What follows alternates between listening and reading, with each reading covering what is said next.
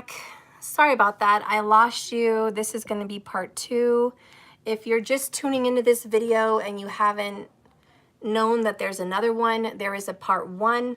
I was there for about an hour, so I hope you don't miss part 1. That was a very big part of what's going on in this reading. And to be honest, if you just continue on this finale, you're going to be lost. Lost on the topic, lost on what I'm talking about, lost on anything that I'm discussing. So please, please, please, if you're watching this part 2, just understand this was a cut off from a previous video. Please go watch part 1 before you get into this video. Thank you so much. Okay, guys, where did I leave off? Hey, Karen. Hey, everybody. I was having so much fun, too, and then my app crashed.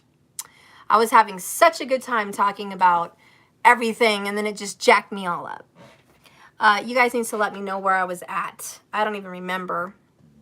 But anyways, I think we were talking about, that was the energy. It was probably, I was having a good time, though. It was definitely a good positive energy. But anyways, it's kind of funny just to see how Putin's being totally intimidated by other planets, which technically means other people. So this is not just Putin's by himself whole doing. This is an array of people behind his ear. Just like any king, just like any president, there's a bunch of advisors, there's a bunch of people.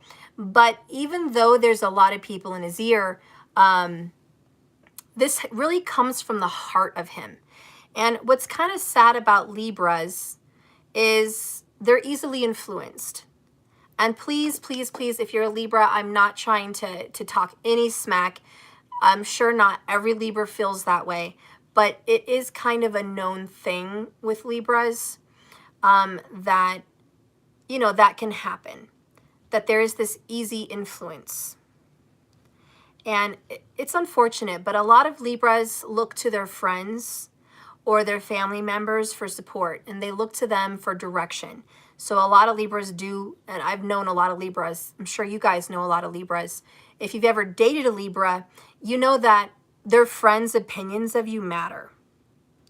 If you've ever married a Libra, you understand that their status and the way they look matters. What other people think about them matters. And so there is a little bit of that ego coming in because they care very much about the world and what they think. So there's, you know, there's this easy influence. So that is something to think about. But of course, he's his own person. He doesn't have to make these decisions. But he's making these decisions on his own, and I'm not taking responsibility away from him. I'm just letting you guys know what's going on astrologically and horoscope-wise with the zodiac, what's going on with who he is and his brain, first house, as a person. Okay? They are Venetian. Aesthetics matter. Yeah. Libra people, aesthetics matter. And so think about how his ownership of Ukraine is an aesthetic. The ownership of uranium is an aesthetic because it represents power, another notch on the belt. It represents, I own this. This is mine. I have this. Ukraine is a very beautiful country. They speak both Russian and the other language that they speak. I forgot the name of it, but they're multi, you know, and they were old Russia. They don't want to be Russia anymore, and I respect that. I respect that for Ukraine. Most of them, 90% of them, don't want to be Russia anymore, but a lot of them still do. A lot of them, I think it's more on the west side. No, east. On the eastern side of Ukraine, they would love to still be Russia, which is, I don't know, I don't understand all of that. I'm not Russian. I've never lived in Russia.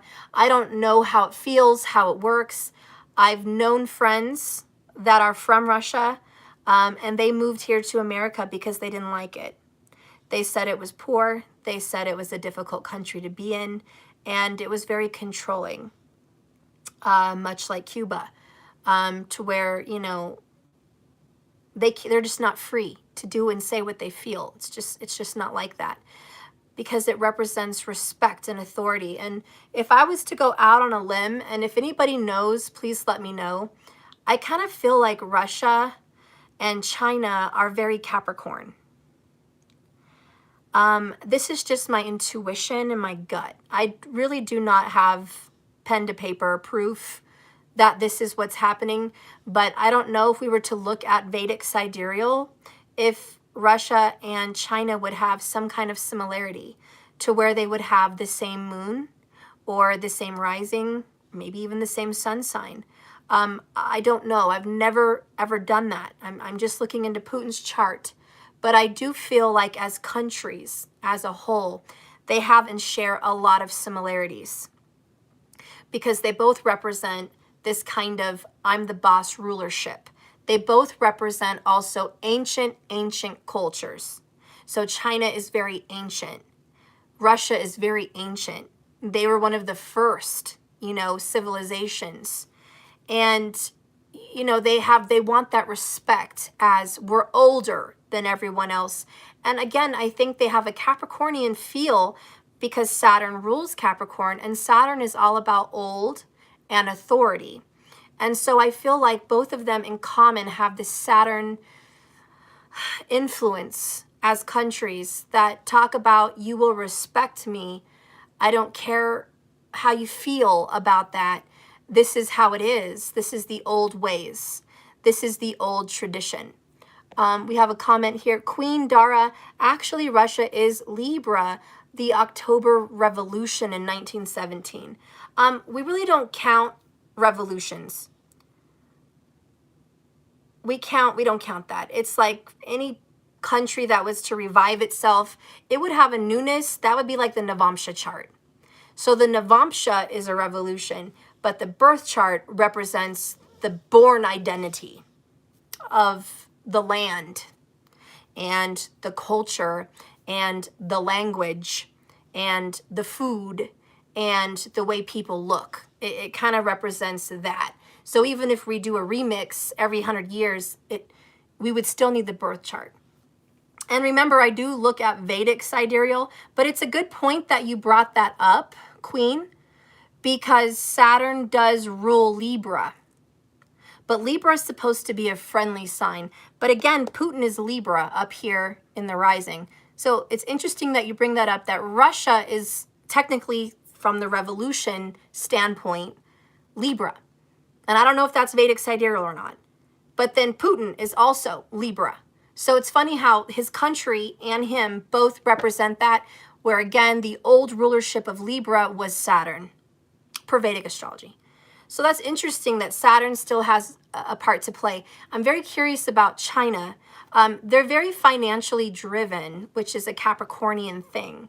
So I kind of feel like China has some ties to Capricorn. I really want to look into that Vedic sidereal, only not Western. So if anyone knows, you can let me know also. He is an instrument such as you and I. That's all we really need to know. Mr. Alpha Omega. Hello, hun. Thank you for that comment there. Janie T. Russia definitely seems Capricorn. Going back to the original old Ruse and Peter the Great. Thank you, Janie. Yeah, I'm totally feeling these Capricorn vibes, right? China's very money oriented. To me, though, China seems more Libra also because they're exchange. They're always selling. They're a merchant, right? So China's always providing items for a lot of other countries.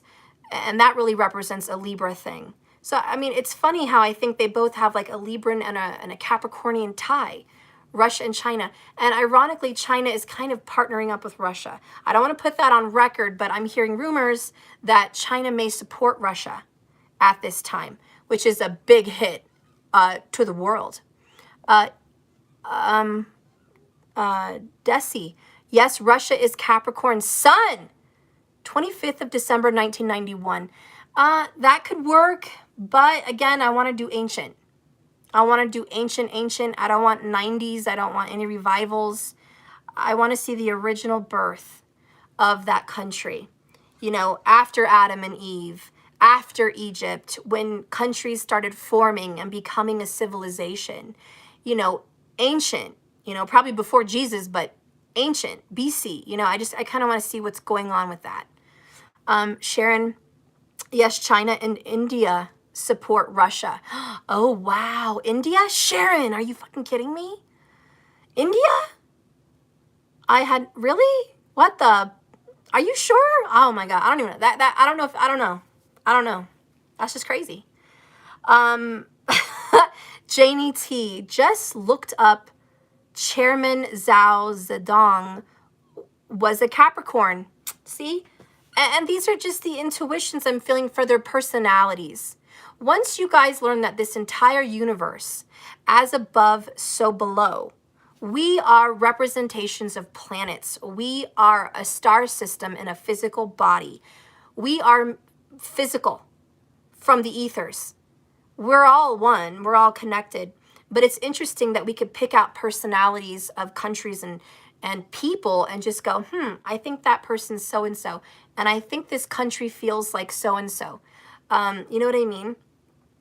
Look at America. July 4th technically is the birth of America. But obviously we were born way before that. We had native peoples. America had a native people. And I just want to say the culture of the Native Americans were believers of the great creator and the love of Mother Earth. That is our native people's love, is to be loving of animals, to respect animals, to give thanks to the universe for them, and to be connected to the water and all the elements. And ironically, even if we just counted July 4th as the birthday, in tropical, that would be Cancer. But in Vedic, it would be Gemini.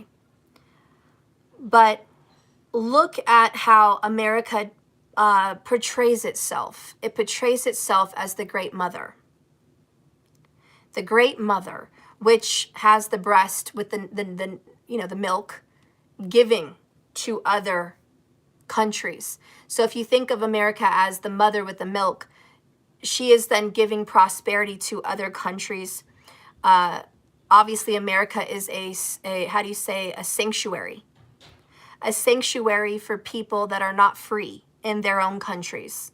So many people from other countries flee their dictatorships. They flee their rulerships. They flee those countries so they can be in America, the land of the free, where they can speak how they want to speak, wear what they want to wear, be gay if they want to be gay, own homes, gain wealth, be a millionaire if they want to. That's a freedom not everyone has. Also the protection aspect, where we have a very strong police force. We have a very strong government. I don't think it's very fair, but that's another story for another day. But, we represent this protection that other countries do not do for their people. Not all countries, but other countries don't exactly do that. And so people do not feel protected and safe in other places. So you can just see, if you look at it from the Cancerian standpoint of America, how we are a safe haven for so many different places and a hub. And if you also look at it in Gemini perspectives, America would be the friend, the best friend, the talker, the loudmouth, the attractive one, the one that makes friends with everyone. America wants to make allies out of everyone. America wants to be the ally. America wants to be allies with France, with Europe, with Russia if it can. It wants to be allies with China if it can. Why? Because we don't want war. We want everyone to be friends, which is a Gemini thing. Let's all get along. Let's all fucking get along. But at the same time, it has drive and determination to be number one, which is an egotistical thing, which is very much a Cancer trait, control. But if you want to look at it from a Gemini trait, Vedic, you could see that Rahu co-rules the sign of Gemini and the third house. And it's about gains and determination and goal setting. And Rahu does like to be number one. So it's interesting if you look at it that way, that even though America wants to be everyone's friend, America has a goal to be number one. And that can cause trouble. But anyways, enough about America and this and that. But I am very interested in what's going on with Russia and China. I definitely feel Capricorn vibes, certainly Saturn vibes. Now, Saturn rules Aquarius, Libra, and Capricorn, basically. It's exalted in Libra. We all study Vedic here, just so you guys know. So I do think there's ties. There's definitely ties with Saturn. We have to focus on where Saturn is at right now. It is right at the cusp, 29 degrees of Capricorn. Or no, 23 degrees of Capricorn, I believe. I'm not exactly sure on the degrees. Damn it, it's 23 or 29. Don't quote me, but I'm pretty sure it's right in between there. It's very close to Aquarius, but it doesn't really matter. Saturn's in charge. Digbala. When Saturn is in its own sign, he is more powerful. Okay? So Saturn is technically in Capricorn, Vedic sidereal, and Saturn obviously has a say on Putin's life. Saturn has an input right here. Saturn has an input on Putin's sun sign, on Putin's thoughts and intelligence with Mercury and the way he communicates, and what's going on with his obsessions and addictions with Neptune. So Putin has obsessions right now with old tradition, obsessions with a debt, because the 12th house is a house of debts that need to be paid off. So he has an obsession with ancestral debts. Putin has ancestral karma.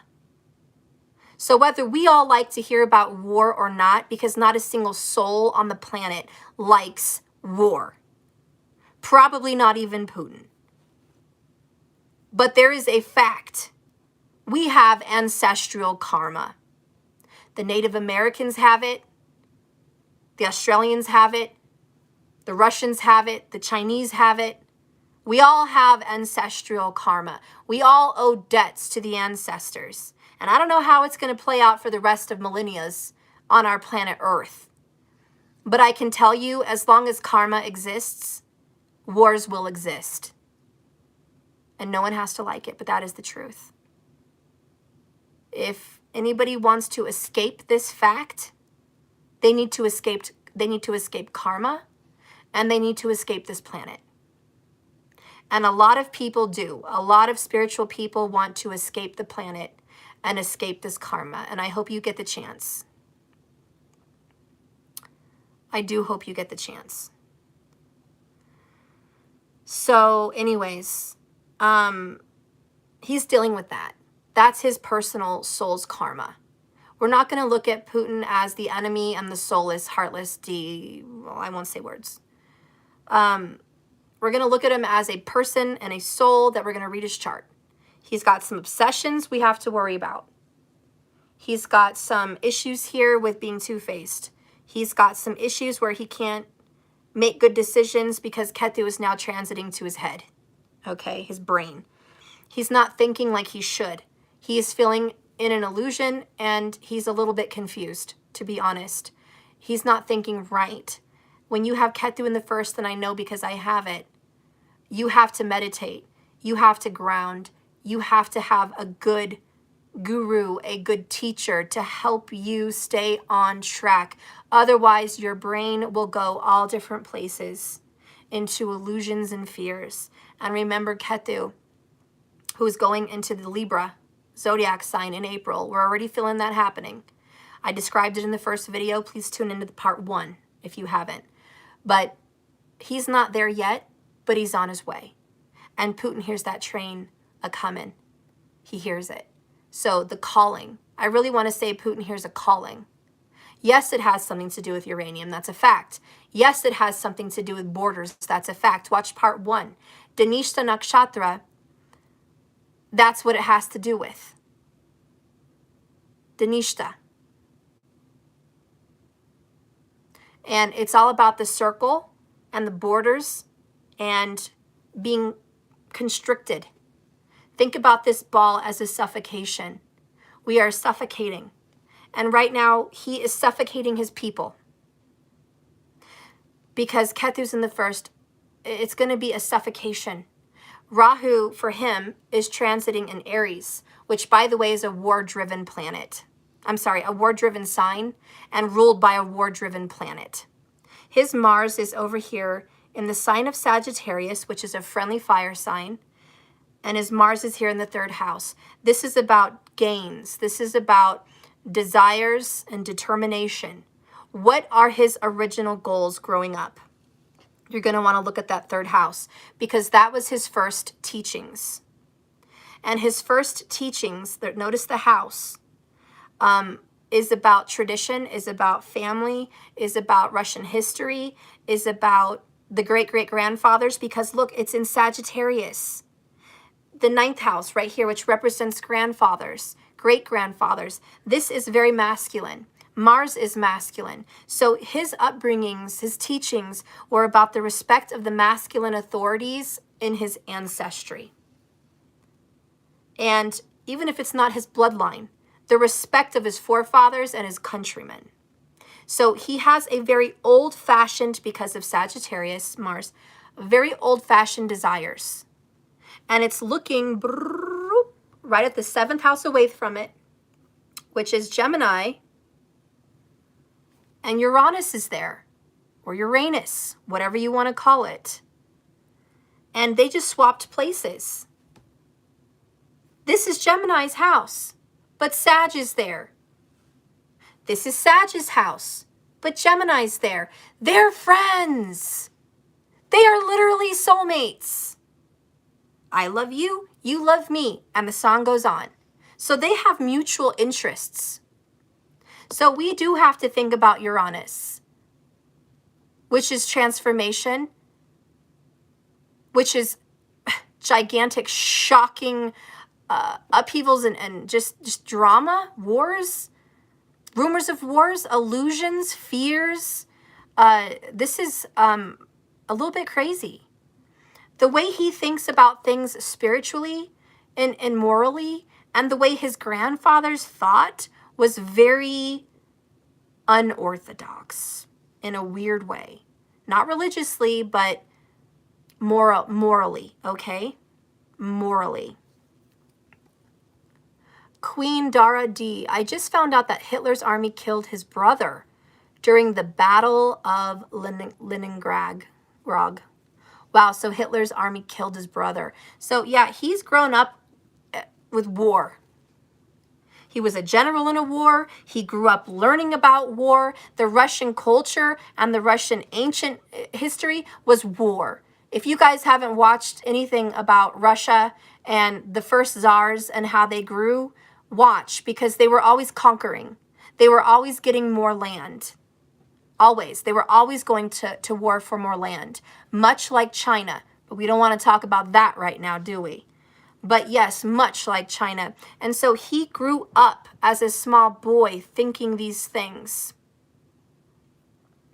So his desires, morally and spiritually, because this is the moral and spiritual house, this is the house of luck, has everything to do with those teachings. And it was very strange and unorthodox. And there was a lot of illusion. There was a lot of smoke and mirrors. So that being said, the moon is technically in Sagittarius right now. Did you guys know that? And the moon moves very quickly. But right now, since the bombs just went off yesterday, the moon is in his 3rd house with Mars in his birth chart. Hello, I got my mind on my war and my war on my mind. I got my mind on my war and my war on my mind. That's what's going on in his head. The moon is there, Vedic sidereal. Aspecting that house, which, oh my God. No wonder he's got all this on his brain. Like, no wonder the timing of all of this. It exploded because Mars was ready to fight as soon as the moon went in there. And anyways, his desires are for that. His desires, again, Uranus, Neptune, Rahu, illusions, he believes with all his heart that he's doing the right thing by his forefathers. And that is moral. And that casualties may be had, but that is war. And you have to understand, old Saturn, even biblical, believe that casualties happen. Now, is that what the rest of the world feels? No, we're all Aquarius, kumbaya, we're the hippies, remember? We're over that old past. The hippies were so done with the 50s and the way that was, they were done with it. But you have to understand, Saturn hasn't moved on. So neither has Putin. He's co-ruled by Saturn. He hasn't moved on from the old ways, the old Russia. Same as China. I feel they're the same way. China hasn't moved away from the old ways. The only things that China has moved forward on progressively is technology. Technology and financial gains, which is very Aquarius, by the way, but still Saturn ruled. But even though the technology and financials have progressed for China, they have a very old-fashioned traditional way of the way they want their people to have a culture. They're very traditional. You can see it all over China. It's written all over it. They even have ancient buildings everywhere still. Everything about China is ancient. Sharon, maybe Putin uses astrology to time when he does things like President Reagan and his wife. Sharon, I absolutely agree. I actually believe that all the leaders of our world use astrology. A lot of it's occult, mysticism, secret. In the 8th house, all the rulers have that information. They're not going to go tell the world their secrets, but I do believe they definitely use it. Definitely. He's a fruitcake on boil. Okay. Janie T. Stephanie, you're so much fun. Your kids must love your songs. Oh, thank you. Queen Dara, all the world leaders use astrology. Yeah, I believe that. So anyways, hopefully you guys are enjoying this astrology in chat. Hope you guys have some tea or drink and we're chilling and listening to each other and learning. There's many in this world who lost loved ones in some of the wars, but not all want to go to war. Yep. Queen Dara, all of the Enlightenment thinkers were astronomers and astrologers. It's important to know. Absolutely. Absolutely. Okay. Crazy can actually be explained. Astronomically, markers. They actually say a Rahu moon could be a real psycho. If you ever see a Rahu moon on somebody, they have a potential to have obsessive behaviors, very obsessive, and they could be psychopaths. Not that all of them are, but astrologically, they have that potential. It's like looking at someone's genes and saying you don't have this predetermined diabetes, but there's a good chance you could get it if you don't watch your health. You know, obviously they're going to want to watch their health because they don't want it. The same with someone with the moon and Rahu. It's not a guarantee, but you have the potential. The potential.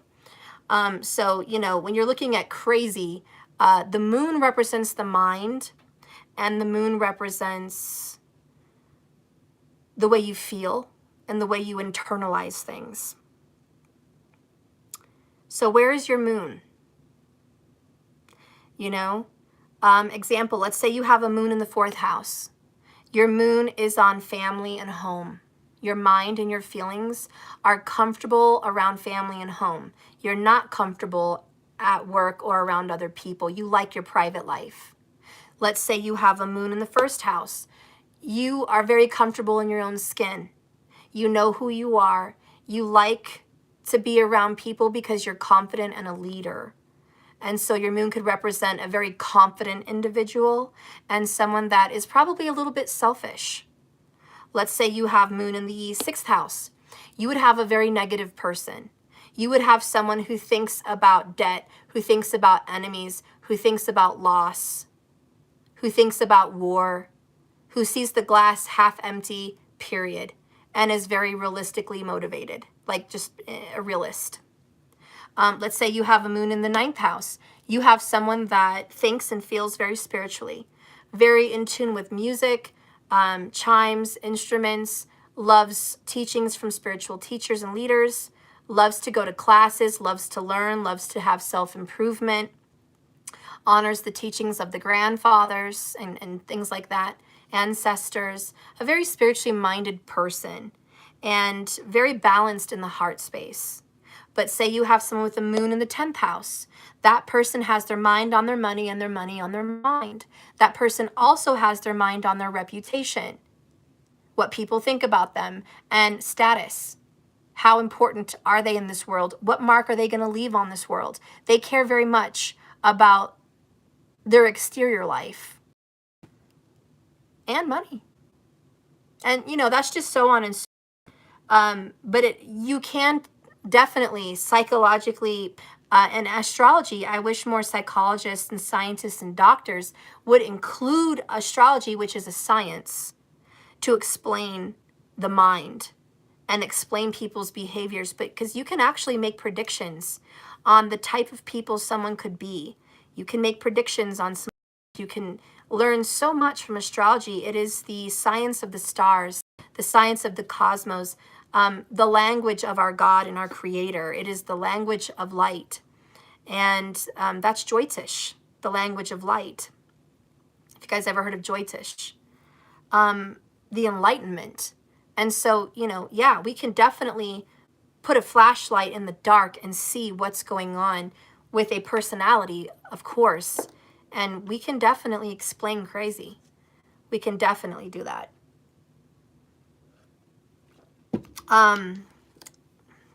Hey, Jessica. Hey, Sarah. Okay, so back here on Putin.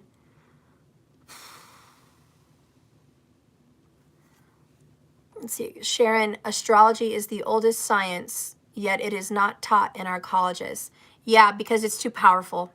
If everyone had this power, because they would hate that. Unless there are scientific studies, no one will do that, and insurance won't even cover it. Interesting. It is the study of myths. Not necessarily, though, because scientists and astronomers didn't study myths. They weren't looking at the stars as gods.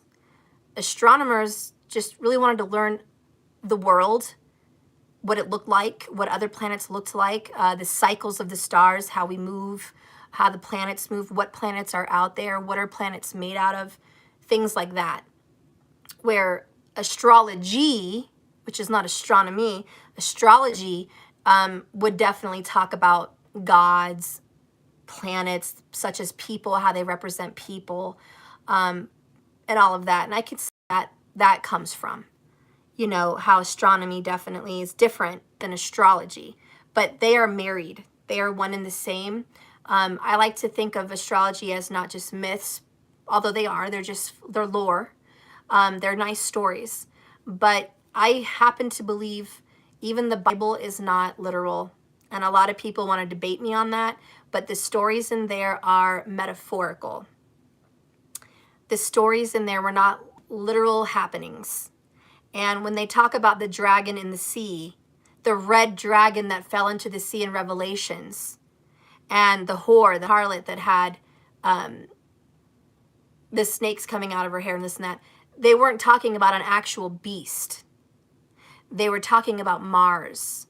Mars being the dragon, the red dragon, falling from the sky. But in those days when they had to describe things like that and keep the occults and the mysticism secret somewhat, they had to use metaphors, they had to use examples, they had to use stories, yes, parables, to tell people what's going on without literally telling them we're talking about planets.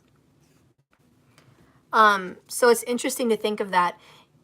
Even Jesus representing the ram, which is Aries, which is technically the spring, the birth, and saving us from the darkness, which the darkness, the alpha and the omega, you know, Mars rules Aries, but it does represent the sun. The sun is exalted in Aries. About the cross, when you think about the sunrise, born, it's the spring. Jesus in the Bible, you know, but it kind of represents the spring, the sun coming out and things are growing and being nurtured. And then you think about the omega, Libra, the death of the sun. The death of the sun, which makes a cross. Notice how in any astrological point you see the cross, north, south, east, west. And the death of the sun rises, and the death of the sun is the set. And notice how Set in Egyptians, they talk about that death with Set. Sunset, sunrise, you know. Anyways, it's a lot of shit going on. But I do think a lot of it's parables. It's not literal. But when you think about the cross and the dying of the sun, You go into the darkness, into the dark world, the Omega. So Libra through Pisces tends to be the dark world, but the subconscious and things like that. I don't know. It's a lot. I learned a lot. I don't agree with Mr. What's his name? Mr. Antrosotherapy? No, what does he say? I can't think of his names, guys. Can you guys help me out? His name is Santos Bonacci, or Bonacci, but I can't think of his channel. Mr. something. He has a lot of really great teachings, and I learned a lot from him. He's a flat earther. I don't agree with that. So there are things I disagree with that person. I'm not a flat earther.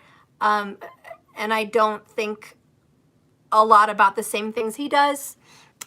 He also follows tropical astrology versus my Vedic, but he understands Vedic, and he does make a lot of sense when he marries them both.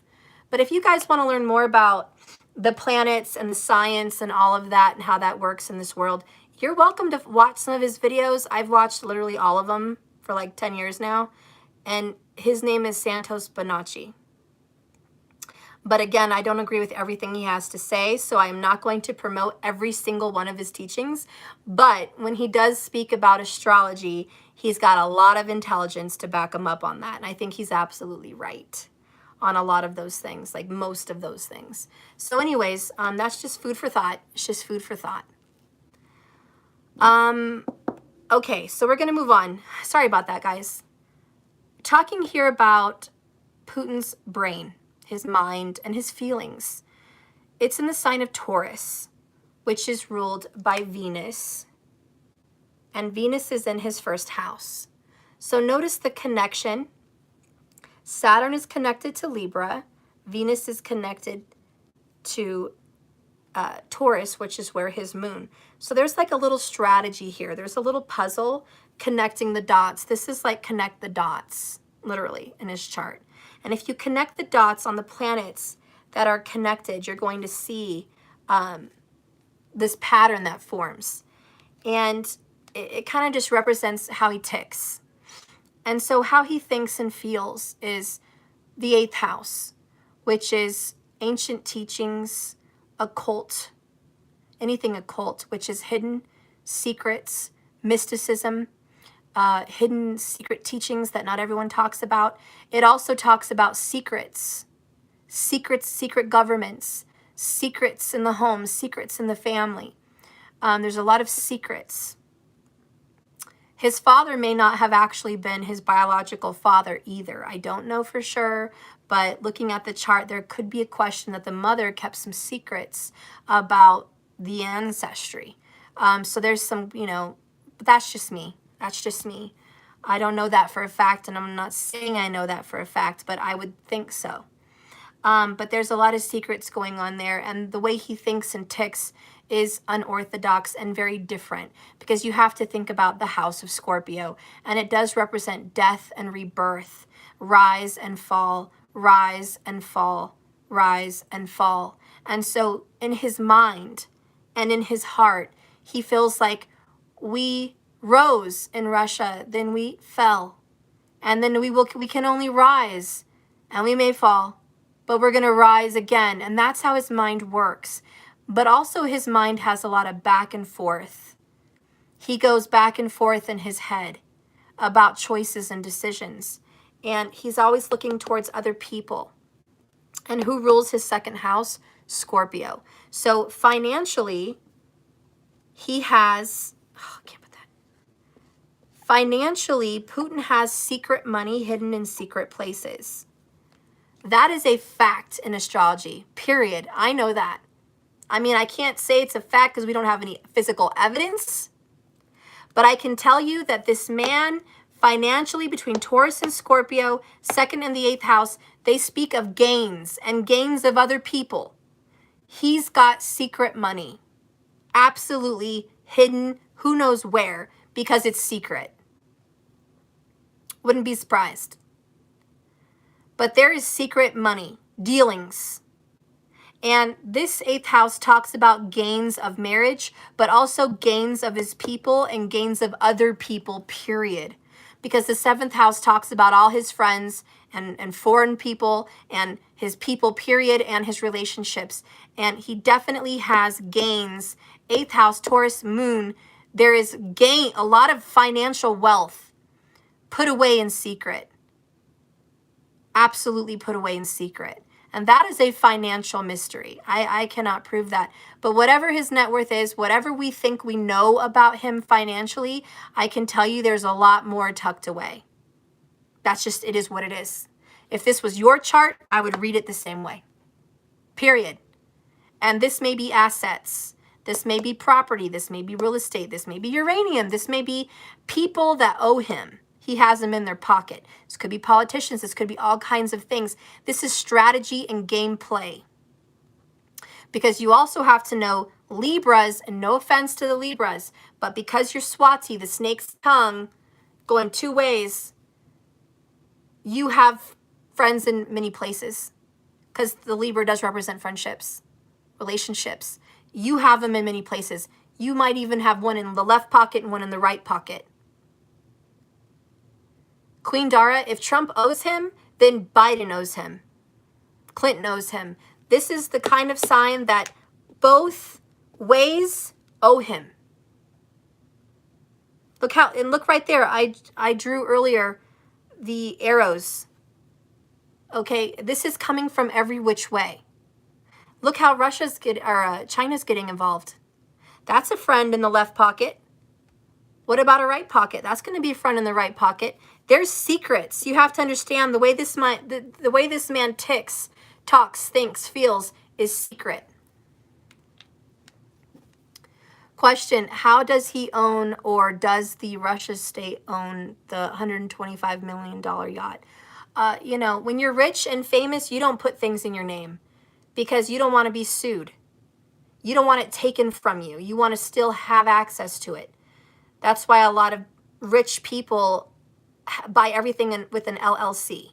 They don't even have their business in their name. He doesn't own anything in his name. Claim salary, they don't claim the salary. They say they make $1, and the rest is other forms of compensation. So we'll never really know. But that really explains money in secret places. Money hidden away in other names, money hidden away in other secret accounts.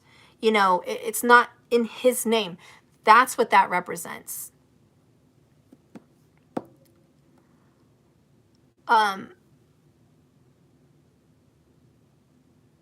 Queen Dara, and if U.S. economy drops, China left holding the bag unless they devalue the currency and make cryptocurrency. I bet you Putin has BTC. Oh, he's got everything. We're talking about the rich and the famous. We're talking about the rich. You guys, we're all on a low key here. We're all people. We're just the herd. We are all the herd. Believe me, the people in power know what they're doing. Don't think that other governments didn't know what he was up to before he did it. There's always some backhand secret deal.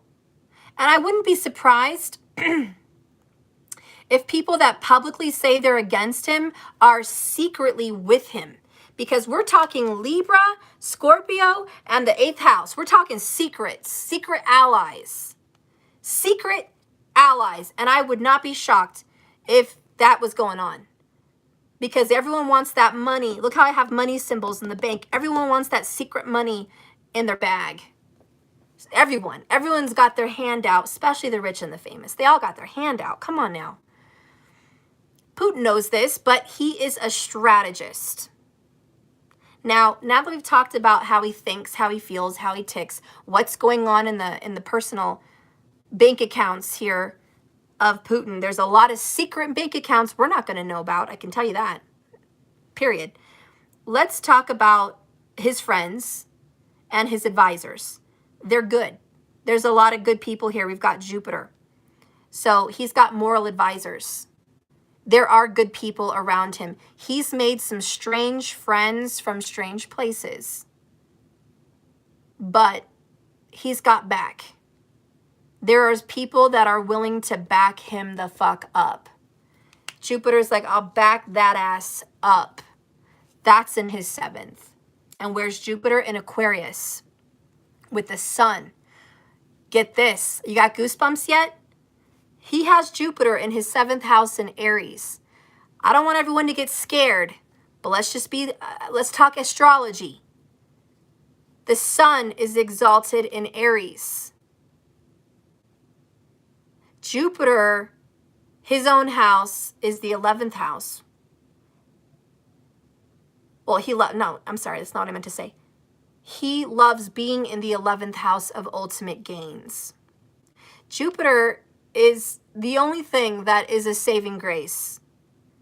Jupiter wants to have a solution. Fair. He wants morality to win. He's about humanity. He's also about moral teachings, but Jupiter is not a cheap guy. You might think Jesus and Buddha, but don't think of it as in forms of financial abundance. Like he's in sandals or no shoes and an orange getup. Jupiter represents wealth. He is the spiritual king. You know, he's like, I'm spiritual, but I do like money. You know, so he's not going to say no to that. So, you know, in case you have goosebumps, you know, you should be feeling that. So he's kind of got some luck on his side because the sun is with Jupiter and the sun is exalted in his 7th. So other people, these are his friends, these are his allies. This is more than just his spouse right now, okay? This is other people. And so this is kind of like saying, I've got the sun in my pocket.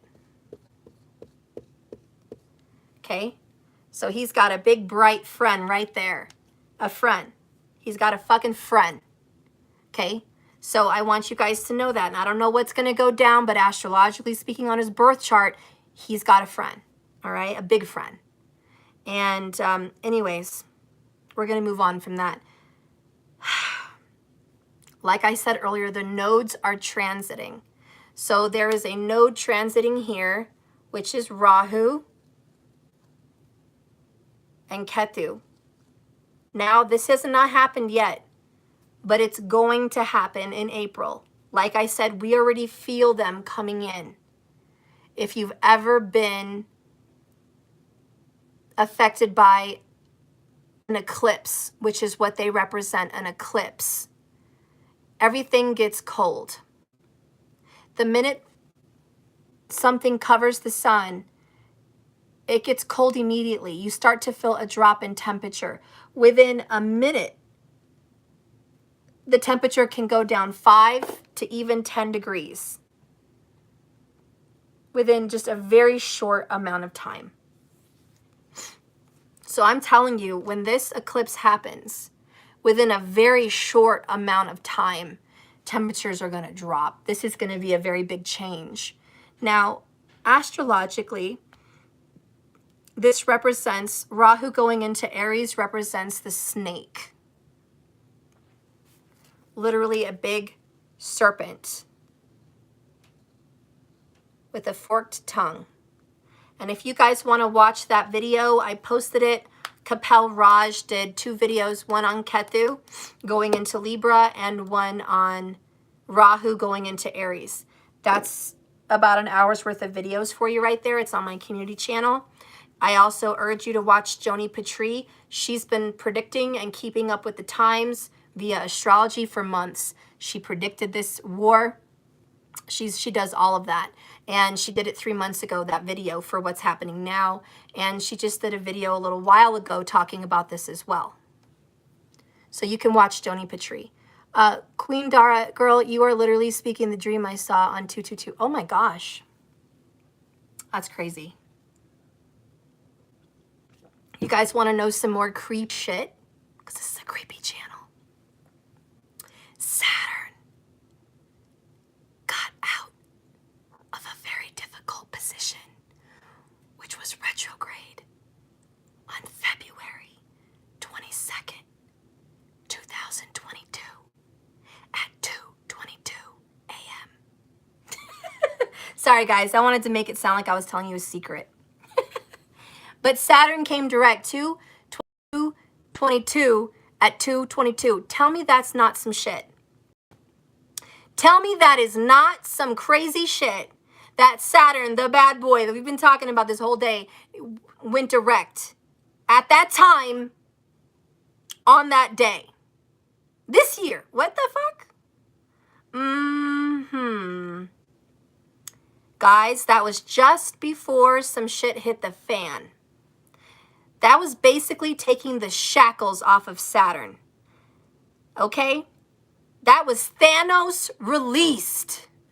We literally released Thanos, man. He got released on the 22nd. The portal.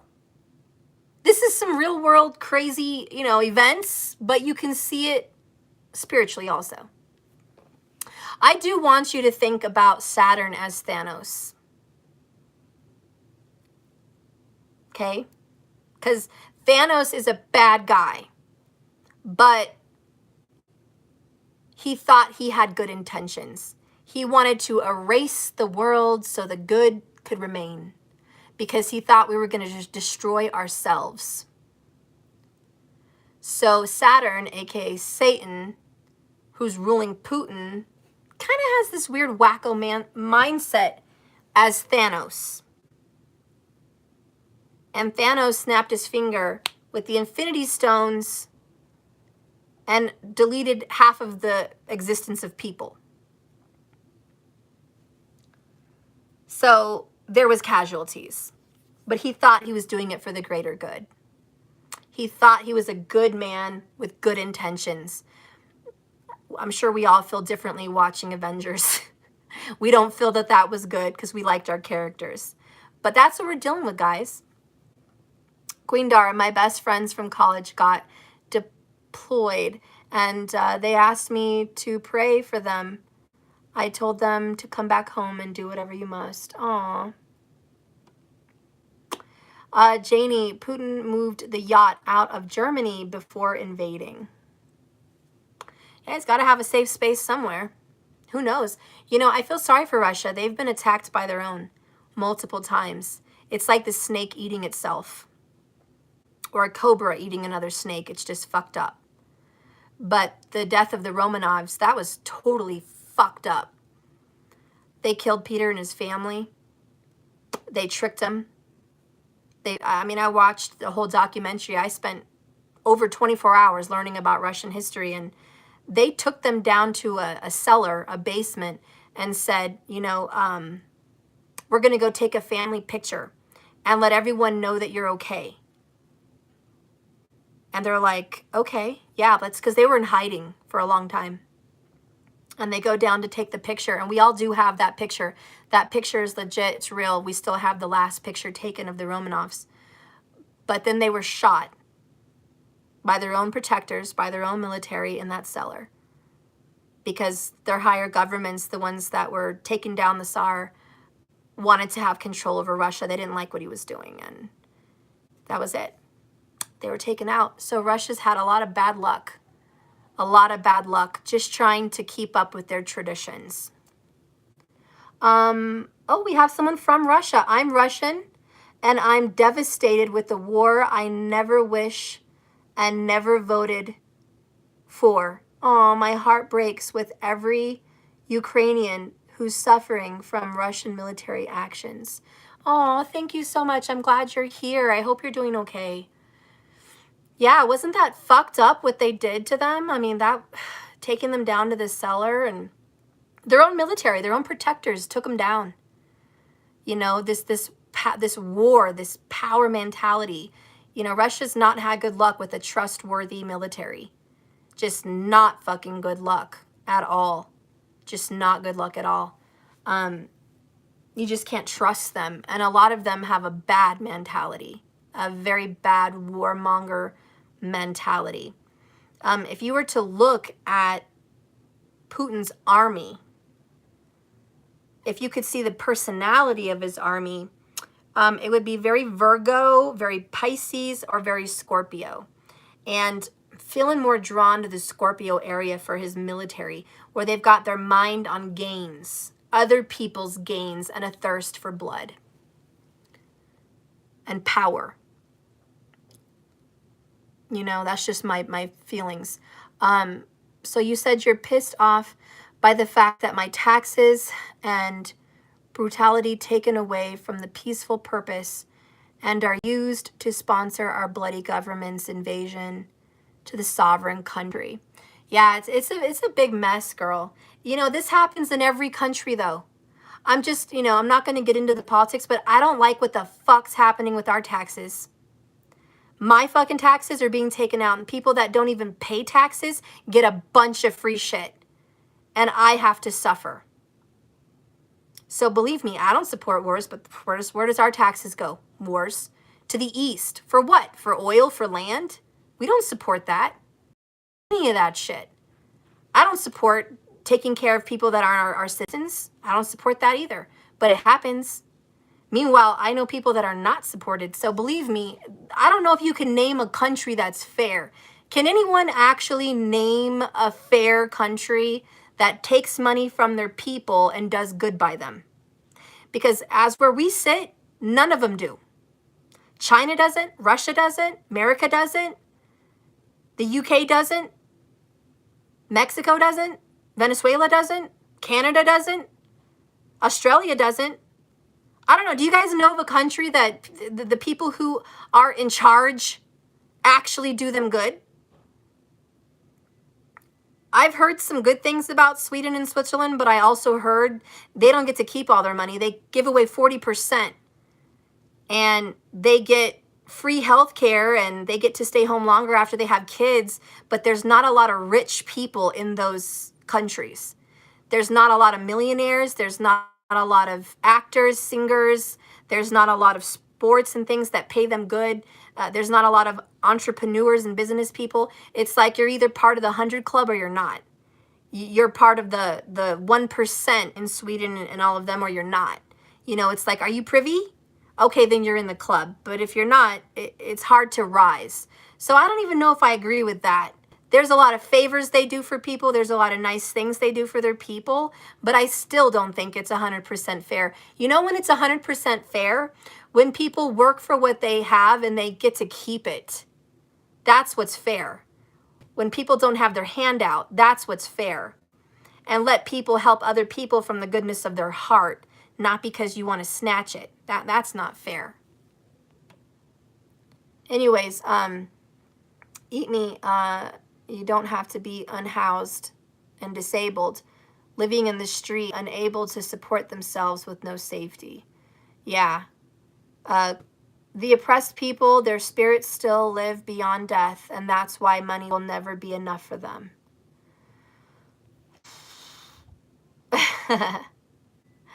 All right. So we're going to talk about what's never enough.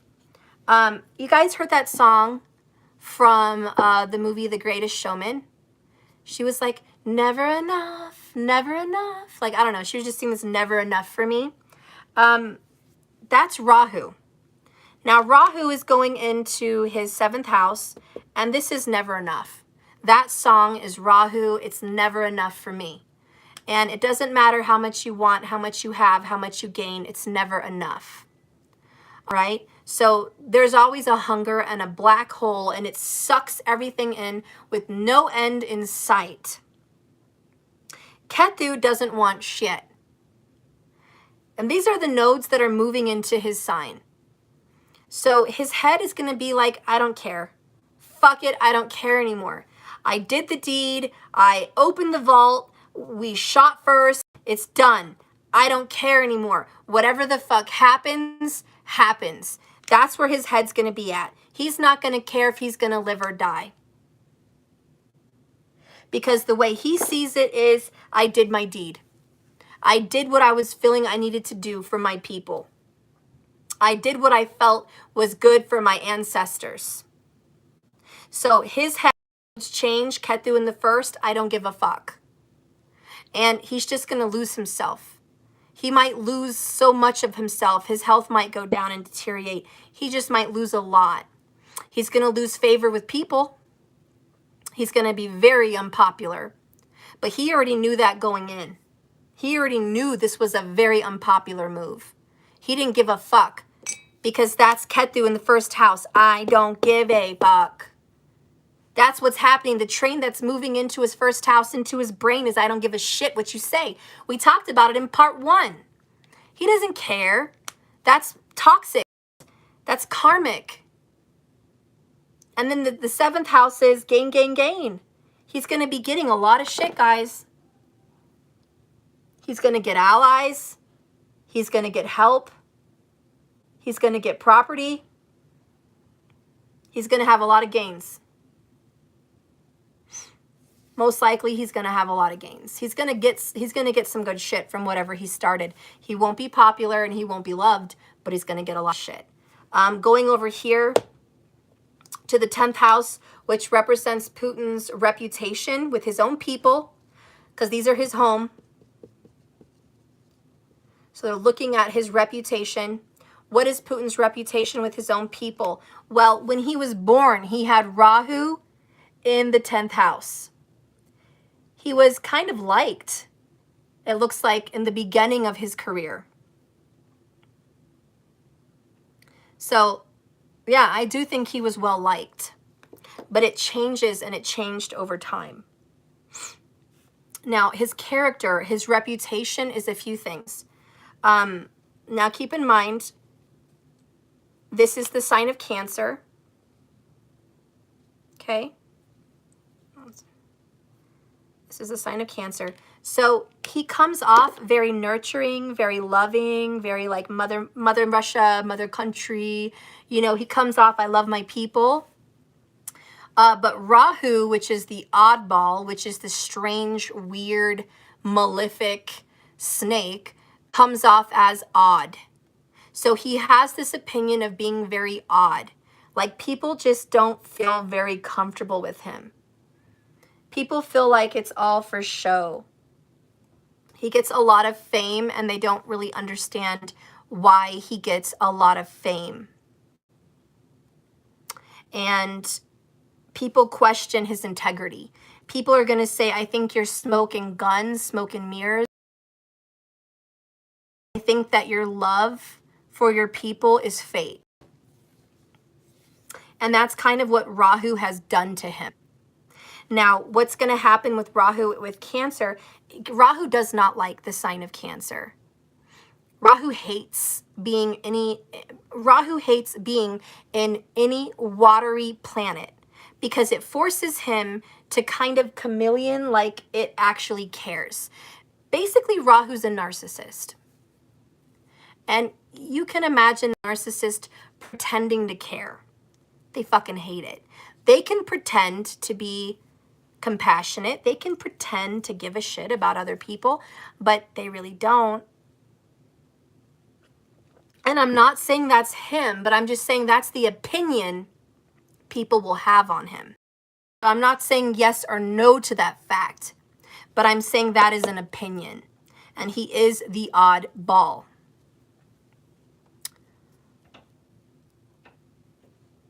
We have someone here who says, I think the Russian army should not fire a bullet.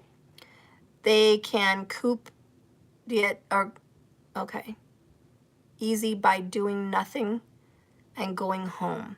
Do you really think that's going to happen? Do you really think that? I hate to get into my opinions about it, but nobody was fucking happy with this fake-ass election. Fake as fuck. But we're all okay with it now, and the military didn't do shit. That's all I'm going to say on it. I'm not naming specifics or names. I'm just saying that. They didn't do shit. And this is every country. They know what's right and wrong, and they don't do shit. These Russian military people, most of them should know they're doing wrong. They're not doing shit. Look at any country that's gone to war. They don't do the right thing. Even Germany, even when Hitler was doing what the fuck he was doing, do you think that fucking military said, let's lay down our guns and be good people? No. No. Even though a lot of them probably felt in their gut it was wrong, they went along with the crowd. Why? Because the military, no matter what country or world planet they come from, are sheep. I'm not saying all of them, 100% of them. I'm sure there is militia. I'm sure in every military there is a sector of people that don't feel that way. But as the bulk, the majority, they're going to go along like a herd to the slaughter. And I don't know why. I just don't know why. But a lot of it is because a lot of people that get into military, they like to be led. That's why in military, they always have the general, they always have the head high honchos, they have the head ups, they have the commanders and chiefs. They have, in military, there's leaders and then there's the sheep, there's the herd. And so that's Virgo energy here. Not that Virgos are like-minded like that, but I'm just saying that's the 6th house. They like to be led. They like to be part of a group. I don't know. I'd have to dissect humanity's psychology before I understood everything. But there are leaders and there are followers, and the majority of militaries are followers. Sharon, militaries like to be taken care of. It's a warrior mindset. Yeah, and a lot of those military men, and you're Russian, the one that was Russian in here, a lot of those Russian people are happy to go to war and do what they're doing because they feel the same way Putin feels, that is part of their land, that Ukraine is Russia. It was old Russia. And so they just feel like they're taking it back. Again, a land war. It's not a people war. They want to pretend Rahu in the 10th house, I'm here for the people, but really they're here for the land. They're there for the fucking equity. They're not the equity. They're there for the, the border, the asset. That's what they're there for. They're also there for ego. This is mine. Beat my chest. This is mine, and that's what most wars are about. Land. You want to talk about the Trail of Tears? Because I don't. That fucking pisses me off. Talking about the Trail of Tears makes me want to go to war. And I'm not a war-driven person, but goddamn, I want to go to war when I think about the Trail of Tears. And how they forced my native people off their motherfucking land by guns. Bye, get the fuck off your land. And move your ass to this ghetto trash ass land that isn't fertile. Go live over there. And if half of you die, so fucking be it. Better for us. More land for us. And now the government's like, that's our land and you owe us taxes. Really, fucker? Really, fucker? That's your land and we owe you taxes? Fuck you. Really, fuck you in the ass. Sorry, guys. I'm a little passionate about it. I am not okay with the shit that went down in the past. But do you see how heated I get about that? I'm passionate about my people. I'm passionate about America. I'm passionate about this land. I love America today, but I also love what America was before we got trashed. So I'm a little bit torn. It's like Romeo and Juliet, and they had a baby. That's me. The Montagues and the Capulets. But then they made a baby. I'm not saying that ever happened in Romeo and Juliet. I know they didn't make a baby. I'm just saying that's who we are in America now. A little bit divided, but not really. And it upsets me. And it would be wrong for my people to take back their land that was theirs in the first fucking place. But we weren't born then. That really wasn't something I experienced.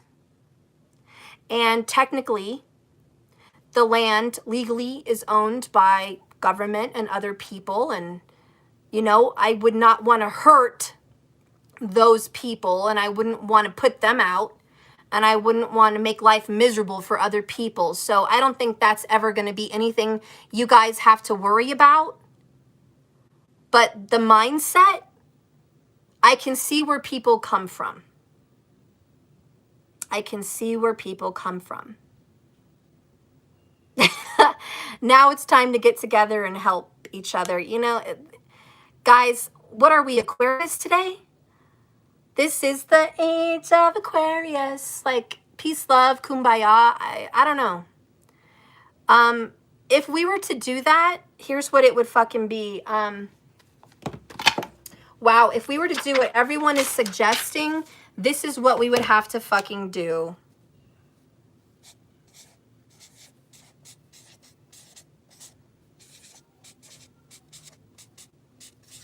If we were to do that, we'd have to erase half the fucking people on our planet and half the fucking zodiac, and then we would be Thanos. If we were to take your opinion and not have fucking war, we would take out Aries, we would take out Sag, we would take out Scorpio, we would take out Virgo, we would take out Gemini, we would take out, yeah, I would still have to take out Taurus. We would definitely take out Leo. Oh yeah, we would take out Capricorn. And we would have to take out Cancer. Holy shit. If we took out all of those zodiac personalities from our planet, we would be left with Aquarius and Pisces. And you know why the fuck? If all we had was Aquarius and Pisces, because they don't give a fuck. Pisces is in the house of loss. I don't give a fuck. Give it away. Give away the fucking, give away everything. Everything. Pisces is about isolation and mediocrity, and it's about, I don't care about shit. I don't care about material shit. I care about I care about the spiritual world. You know, I can get lost in thought, not in the world. Pisces is not materialistic. And Aquarius is fucking the same way. I don't care about shit. I want to give everything away. I want to give it to the world. Okay, Aquarius is kumbaya, the fucking hippies. That's what Aquarius is. Okay? Period. Aquarius wants to be everybody's friend, and they want all the good shit. That's it. But realistically, are we going to cut out all these motherfuckers? Are we going to cut them out? Are we going to kill people? Are we going to take them off the planet? We would be Thanos. Here's the Infinity Gauntlet. Snap your fingers, erase those personalities, and we would be left with 2 Aquarius and Pisces. That would be a perfect world. That would be your heaven, because there would be no fight. None. There'd be no fight. Queen Dara, like I said, as Aquarius sun myself, enemy of my enemy is my friend. Oh, you're so cute. Helen as Jesus. Queen Dara, not Leo and Virgo, they're sisters, would come back in vengeance. You guys are too much. I already crossed them out. I crossed out Leo and Virgo. I see what you're saying, the 1-7. I get it. We don't get to choose. Yeah, that's the truth. Give it away. There's the Aquarius. Damn, Queen, are you really an Aquarius? Because there she is, giving it away. Yep, she's an Aquarius. Goddamn. Queen, I knew it. Look at you, girl. Look at you, girl, just showing that ass. Just showing that ass all over this video. Here's my Aquarius ass. I told you. I told you that, you know, you really resonate with that. You're cute. I get it. Sarah, why do we put a price on something that belongs to everyone? Still baffles me. We own nothing. Our lifetime is only just for rent. Are you an Aquarius? Aqua Sun and Pisces Moon. Damn. Damn, I'm good. Look at that. Aqua Sun, Pisces Moon doesn't give a fuck. Wants to give it all away. I know this. And you know this, man. You know this, man. Cabri, Libra, again, is left out. We got to do a funny chat on zodiacs, because this, I should really make a movie on zodiac people. It would be too fucking funny. I just lost my shit on this video. Libra left out because they don't pick a side. Queen, I love it. You own that shit, girl. You take that Aquarius intelligence and throw that some salt and pepper on the table. Aquarius people will say it like it is. King of Swords. Damn. And what? You guys are too funny. Okay, I'm sorry. I got really distracted off of Putin. My apologies, everybody that was here for Putin. We've had fun, though. I hope you had somewhat of a joke. And, you know, we got to keep it lighthearted. The reality is, guys, as much as we hate fucking war, it is a reality. There is such a thing as the sun and the moon. There is such a thing as yin and yang. There is such a thing as the push and pull. That creates our gravity. That is who we are. That is karma. That is our planet. Good things come from it, but it's not fun to get there. You know, it's wonderful to have babies, but damn, we don't like giving birth, okay? That's the fucking truth. Getting pregnant is easy. Carrying a child is difficult. And the universe is teaching us a lesson. This is as above, so below. And whatever's going on astrologically, the powers that be, whomever you want to think they are, it is showing here on this earth. Oh. I'm not doing an astrological view on the war as much as I'm doing it on Putin. Okay? So I'll see what I can find out here looking at his birth chart. But anyways, going more into him, let's back. We were looking at Rahu is in his 10th house. So there's very strange, odd gain to a high popularity, but it's not necessarily a great popularity. For God's sakes, they have pictures of him on a horse, almost butt naked, you know, with the pants, you know. He doesn't have a great personality, you know, that everyone loves of him. He was part of the Secret Service or some secret agent, you know, before he was president. Putin is a master of illusion with the Rahu in the 10th house, and he's a great secret keeper. And so the world will never know what really makes him tick. He's full of secrets. But that's who he is, all right? That's how he thinks. He has the moon in the 8th house in Taurus.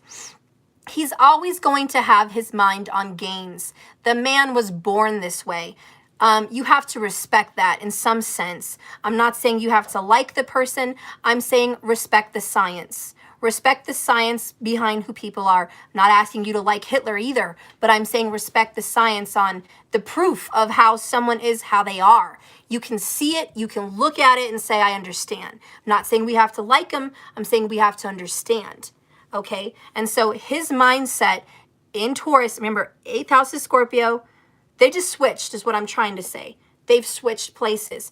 But it's all about gains from other people, okay? It's not his own personal gains. It's gains through marriage or gains through ancestry, because that's that 2nd house. So, yeah, the man has his mind on getting property, getting gains, owning shit, having secret things, having secret money, having yachts, having a mansion, maybe 5, having secret friends with power.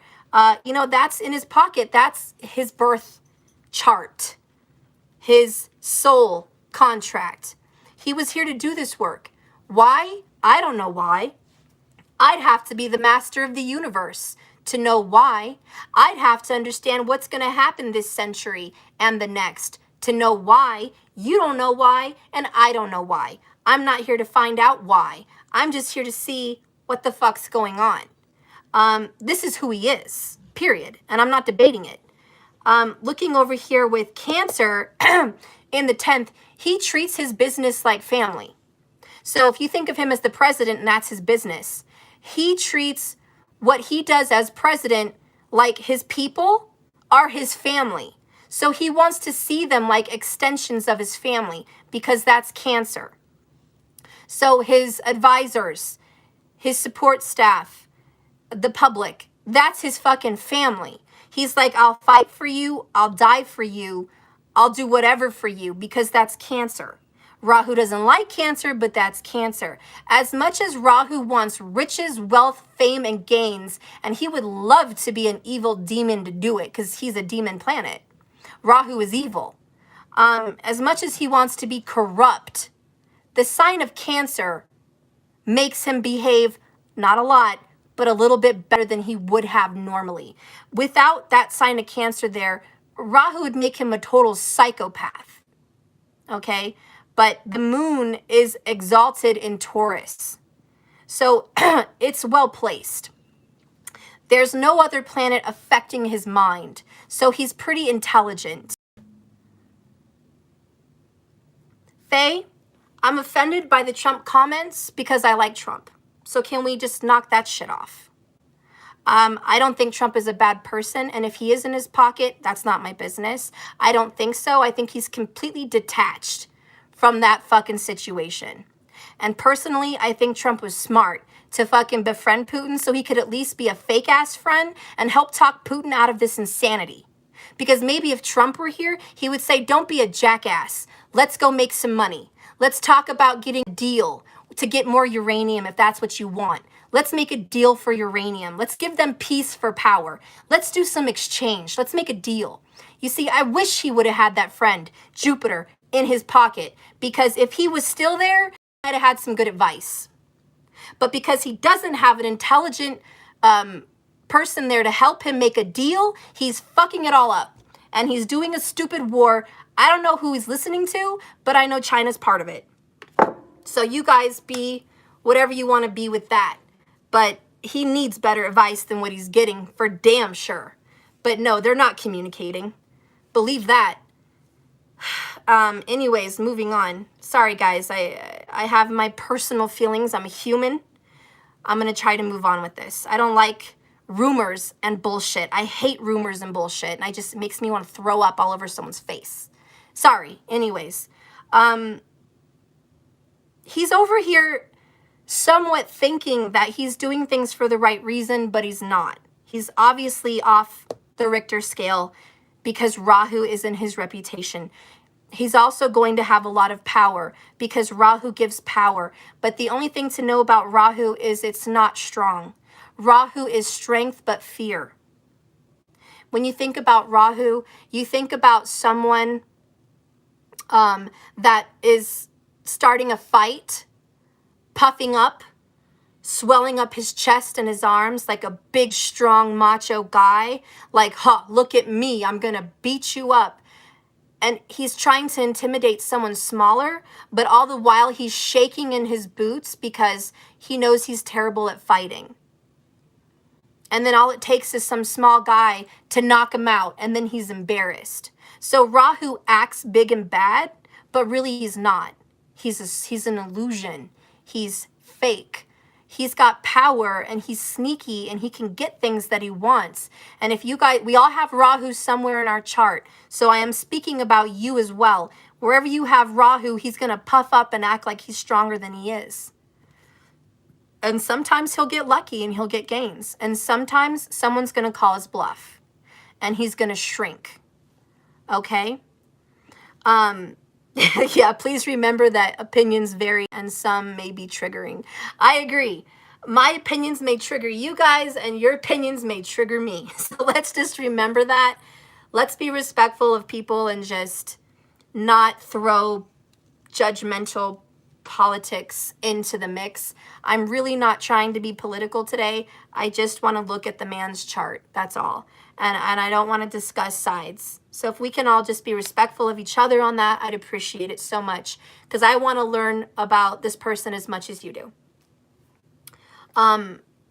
So anyways, this situation here is just, it's smoke and mirrors.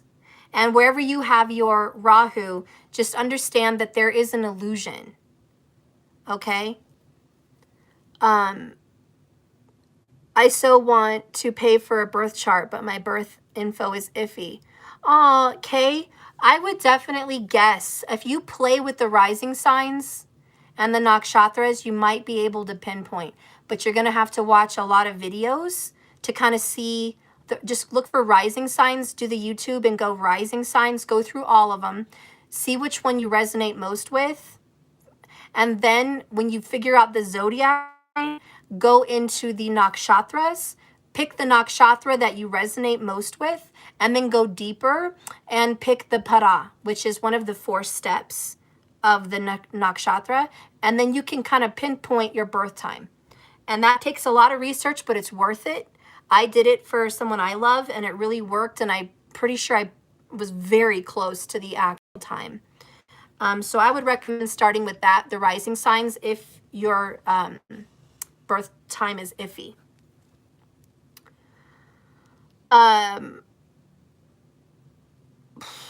Sarah, you're enjoying all of the free speeches. Queen, Putin's chart makes a lot of sense. Yeah, thank you, Queen. I do think it makes a lot of sense. Thank you for that comment. He appears innocent. He appears friendly, but there's that forked tongue. There's that double personality. There's that Libra Swati, you know, which says this Libra energy is a little two-faced. No offense to Libras, but that is a shadow element, and we do need to talk about it with Putin. So there is, I'm not who you think I am. I'm not always who I say I am, and I'm easily influenced, and that's just a sad truth. I love Libras very much. I have Libras in my life, but I do see their downfall where they are easily influenced and easily led. And I wish that wasn't so, but they kind of have to be a chameleon to get along with a lot of people. So that's why Libras tend to do that. Queen Bree, I love, or Queen Dara, I like that you said that. The problem is he chose the dark side of his aspects. I love that you said that. You're absolutely right. And thank you for that comment. You know, everyone has a choice. Like I said, Saturn's going to pick your planetary alignments and give you a soul contract, but it is up to the sun, to the king, to decide, do I want to go this way or that way? It is up to the sun, and his sun, which is with Saturn and Mercury and Neptune kind of brought a dark element to it, certainly made him choose a dark side, because I think Putin, if he really chose a good side, he would have been a very good president based on his chart. He could have given a lot of money to Russia and not left them broke if there wasn't a selfishness here, okay? He could have been very much in the motherland and caring about the people. If I were a politician, I would portray myself as crying to the public, not afraid of the media or the camera in my face.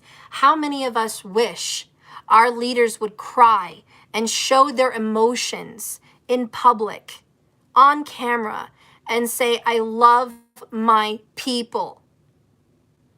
How many of us wish we could see that? How many of us wish we could have a leader that would storm onto a battlefield and ask for peace and try to make a deal? How many people would back that person up? So many people would trust and love leaders that gather the flock and say, you're mine and you're my responsibility, and I love you and I will protect you because that's my duty. How many of us wish we could fall into that powerful masculine presence, which is the good father? Now, this talks about tarot and the emperor. The emperor is supposed to be like that, the good father, the good masculine that takes his people into his arms, protects them, shields them, feeds them, loves them kindly, not dictating and controlling them and hurting them, but loving them with all he has and becoming powerful, rising on his throne as the emperor. That's the ultimate leader. But a lot of times we get this, which is the emperor in reverse. And it becomes this power play. And it becomes, if I want to be a strong masculine, I need to show no mercy. If I want to be a leader, I need to show no sensitivity. That I'm invincible, powerful. That is the opposite of what people want to see. They want to see masculinity in a loving, fatherly way, not in a dictating bully.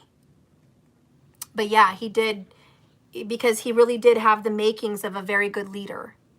And I'm just being real. I'm just being honest with what's in his chart. Libra rising is a great placement for someone that wants to get along with the world and be people's friends and love people. And having Jupiter in the 7th house with Aries has the makings of a great, wise, moral leader. And that he would be friends and love people that were great, wise, moral leaders. That's in his makeup.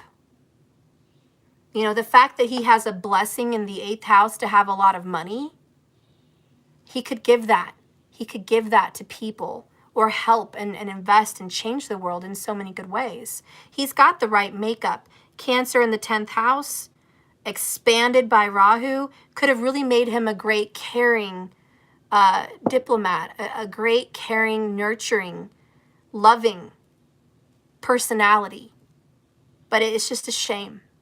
It's a shame that however he was raised over here with Mars in this early teachings,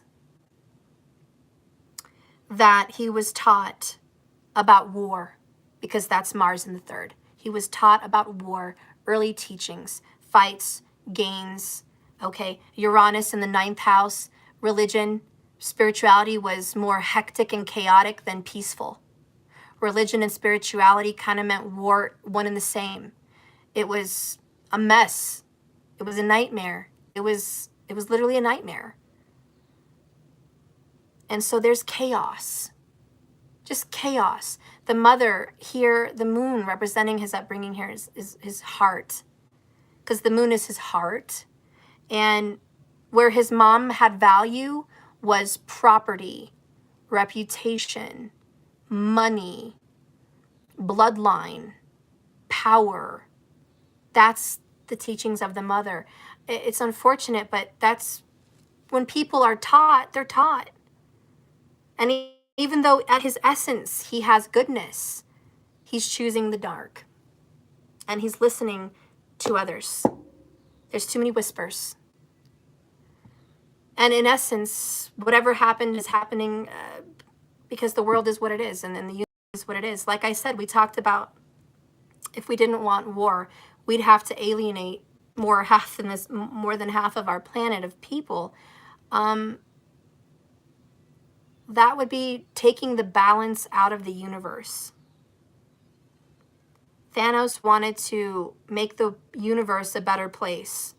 He wanted to have this peaceful piece of land and farm that he envisioned growing up on. All the while he lost his daughter. All the while he lost his friends, the respect. He lost everything. He killed and hurt people. And then finally, when he got his little piece of land, the Avengers came and got him. You know? It's just sad to think about that, but war is bittersweet. It's sweet for someone who wins. It's bitter for the ones that don't.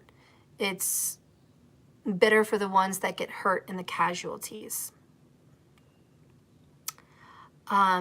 We are a firm believer of karma, and what you give in this world, you get back. And ultimately, if someone were to have a spiritual mindset and say, I want to gain so I can bless, so much better karma would come to people. I don't know. But anyways, looking at his chart, guys, that's Putin in a nutshell. He is fighting for what he believes is rightfully part of his people's land and his ancestors' people. He believes in Uranus, Neptune, that crazy mind. He believes that he's doing the right thing. He does not see. There's a blindness. And the way you can tell someone does not see things correctly, and no offense to those of you that have Sun in the 12th house, because it does mean you bring illumination to the darkness. Because Sun in the 12th house is I bring illumination to what's hidden from others. So he does have that blessing where he does bring illumination to what we all don't know about. But in the 12th house, the Sun could also mean putting out the light. It could mean an early death. It could mean, well, not with Saturn. Saturn prolongs life, so never mind that. He's going to have a long life. But the Sun being there does mean that you're in the dark and that there is some kind of blindness, that the Sun is not as powerful. You know, it's a very dim light. So the way he sees and his vision And he might even have poor vision because this is the eyes and the body, the left eye.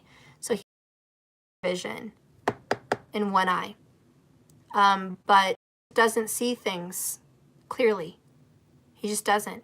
And that's in his chart. So Saturn constricts and prevents the sun from being who it wants to be. Saturn is old world. Saturn for him is old Mother Russia. Saturn for him is the great-grandfather's history. Saturn for him is responsibility, duty, and hardship, and suffering and war. That's Saturn for him. And Saturn cannot help but tell the sun and Mercury and Neptune all about that. And so the way he sees things with the sun and the way he lives is going to be around that focus. It's a very Saturn focus. So anyways, that's what's going on with him. Based on the transit, what's happening, there's something crazy that's going to happen for him. Ketu's going into his first house. There is some kind of a personal loss. But there's also going to be a gain for his people. So I don't know how you want to take that. He's going to have a personal loss, but his people are going to have a gain. I don't know how that's going to play out in all of this, but that's what's happening. The fact that, let's look at his Capricorn. His Capricorn is in the 4th house. Right now, we talked about all the planets that are in there. Watch part 1. Because there is so much attention on the 4th house for him right now, this is a highlight in Putin's life. So if I want to look at that, I would put the Sun and Mars, Venus, Pluto, and he naturally has Ketu there. I feel like Mars does represent in the 4th house land. It represents a gain of land. Venus does represent money and beauty and luxury. The Sun represents power. Pluto represents rebel, tower. To be honest, the rebel and the tower, Pluto and Mars, is what brings war. And 4th house equals home. So based on what I'm looking at here in this 4th house, this is in his chart, destined to have war at home. And remember, Saturn just went direct to 2022 at 2:22 a.m. Look at all those twos. 2. Saturn, direct, full of power. It's almost like at 2:22 a.m. on the 22nd, when the portal opened, he knew there was going to be war. I think that might have been the night or the day when he decided there was going to be war.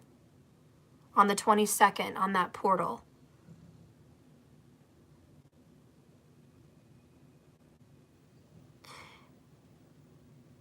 And it's very weird because I remember when I was doing my 222 portal readings, I talked about Aries possibly needing to be careful. They could get in an accident based on the tarot cards that I was doing.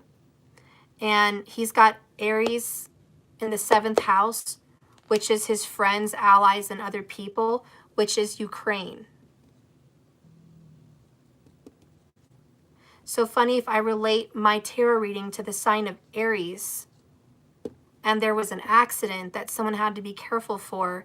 Interesting that the war is bombing and hitting Ukraine. Because it's all kind of playing a part, just with my tarot reading the other day, on the 22nd portal readings, and what's going on in his chart. So I guess what I'm trying to say is, don't be shocked. This war is not, oh my God, we're out of control. There's no order. Oh, there's order. Oh, there is law and order, and there is the universal law and order, and whatever's going on, the grahas, the planets, the lords are dictating this whole thing.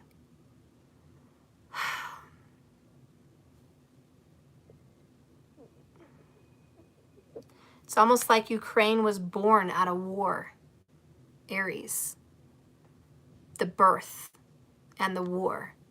That's what Aries represents. The woman. Because if you think about Aries brings life. Libra brings death. That's the Alpha, the Omega. Spring is life. Libra bringing the winter is death. There is a life-death situation here anyways in his chart, but when you look at that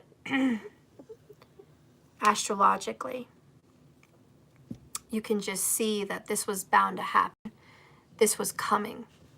It was already on the way, and we felt it with the portal. Anyways, this is all going on in his 4th house, and you know, this is home for him. Mother Russia, this is home. And so there's a battlefield. Are these going to move? Yes. Saturn is not going to move for a while, though. We have till when? Like, we've got at least 9 months or more till Saturn moves. So it's not, Saturn's not leaving his home for a while. And remember, Saturn is in his 12th, which is about that. It aspects the 10th house. So Saturn is affecting him at work, reputation, hospitals, this death energy, which, you know, he's got some luck there, but it also represents constriction on his assets. He's not going to be able to touch some money for a while. But the only thing that's really going to help this entire situation is Jupiter. Jupiter in Aquarius, honestly, and it sounds very biblical, but it is what it is. Jupiter in Aquarius is like Jesus coming to save the world. Jupiter in Aquarius is the saving grace. This is going to be a spiritual aspect that is going to help ease the pain and suffering that Saturn wants to make us endure. There you are from Russia again. He prepared. He definitely prepared silently. No one in Russia believed he would ever do what he's done. I was telling my foreign friends that it's impossible how terribly wrong I was. Don't feel bad, hun. This is secrets. That 8th house and this 2nd, this is money. He's been building it up for a while. This has been all talk and secret. Even that 12th house and that 6th house. Look, do you see how they make a square? That's Saturn's plot. Saturn always is the square, the cube. This has all been done, plotted, planned in secret. You can see that on the chart.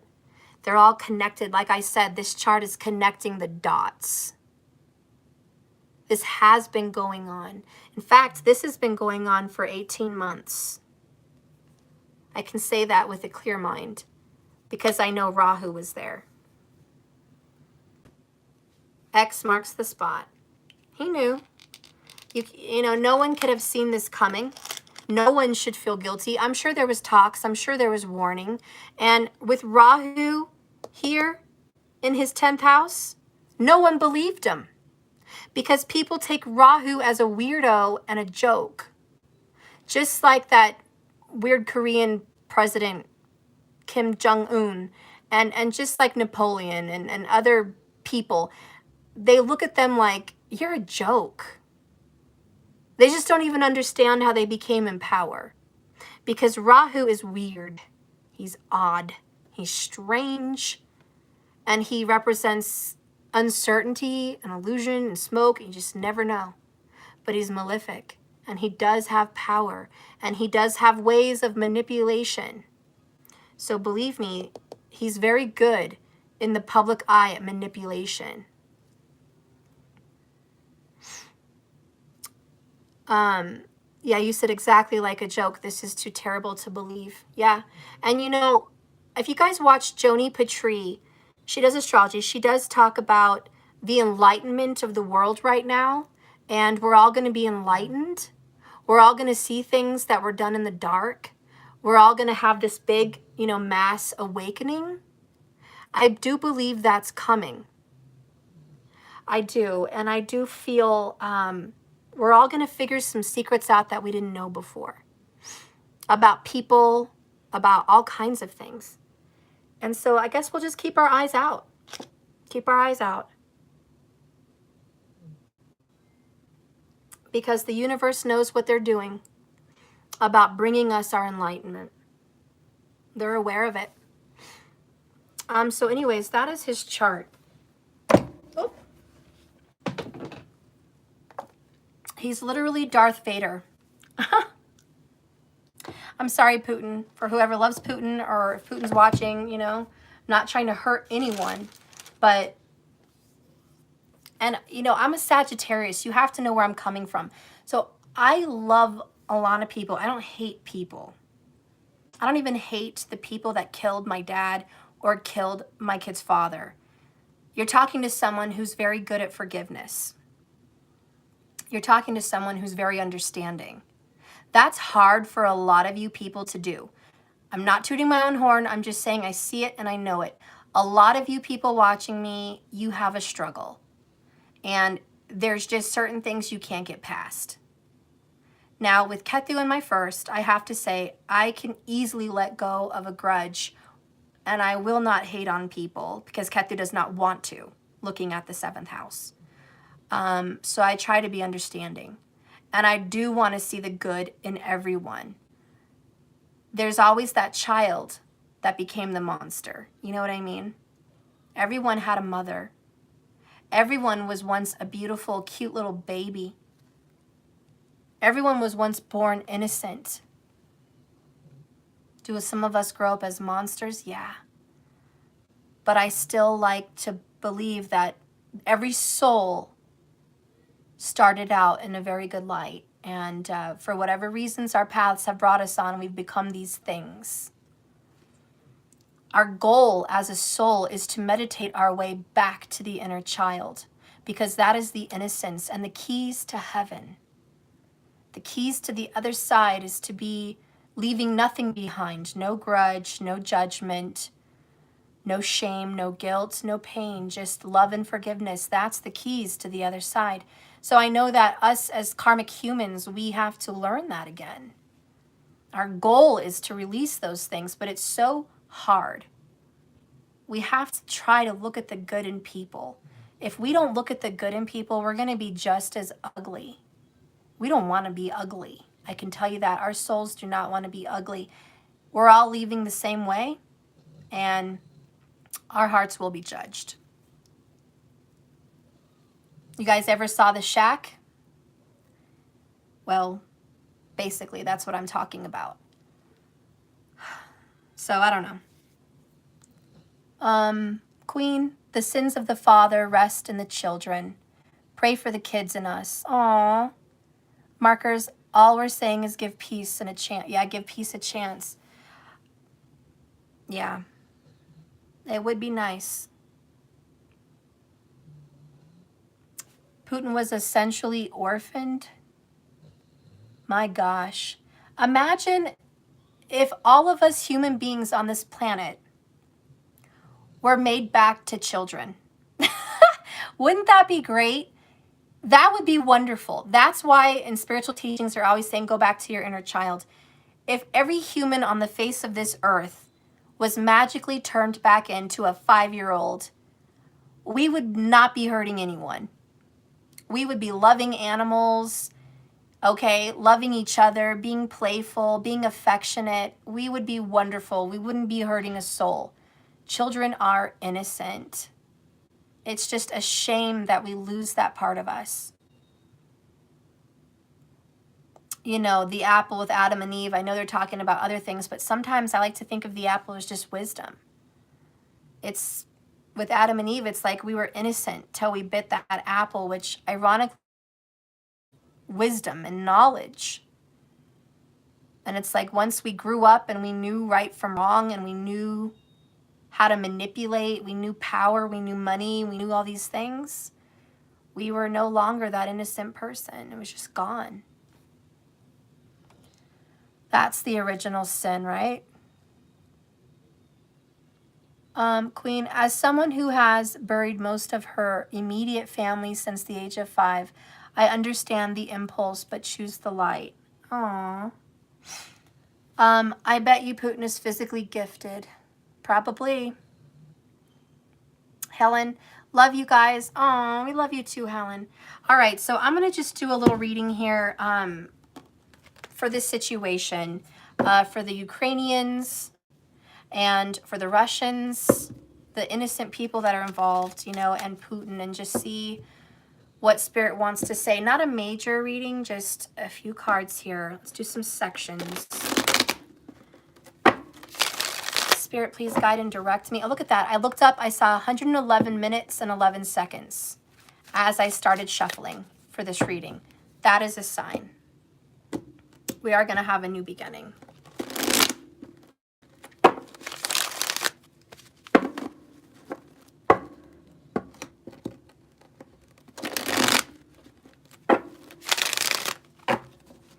Okay, Spirit, please give me a card for Ukraine.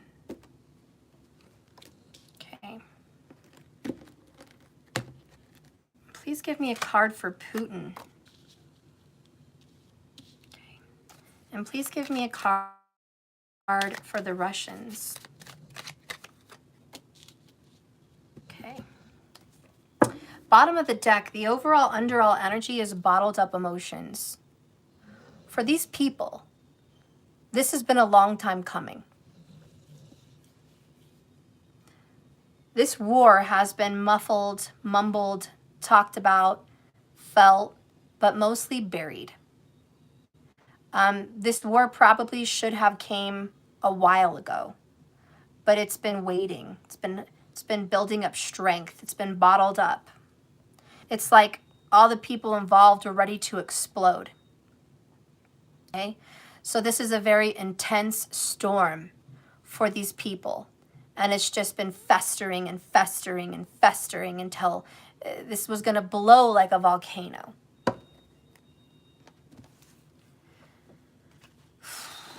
Let's get an oracle for each.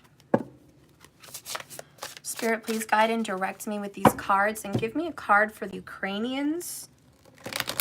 Spirit, please guide and direct me with these cards. The Ukrainians.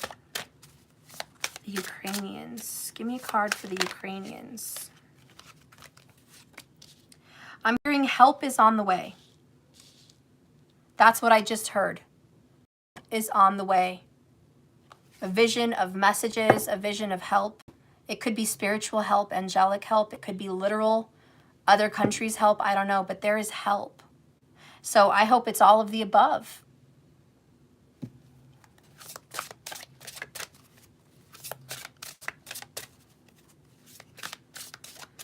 Give me a message here for, please give me a message here for Putin.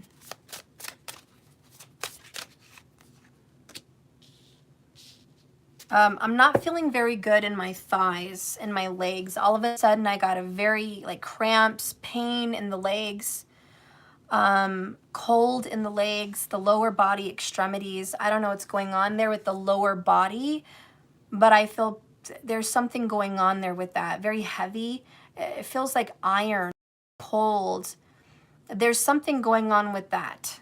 Could be nerves, but I just don't feel well in the legs. And even the stomach area, the right corner of the stomach.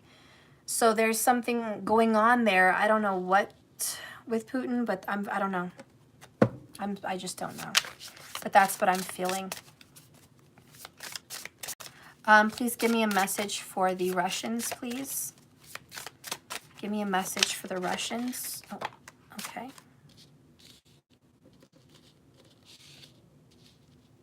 Okay.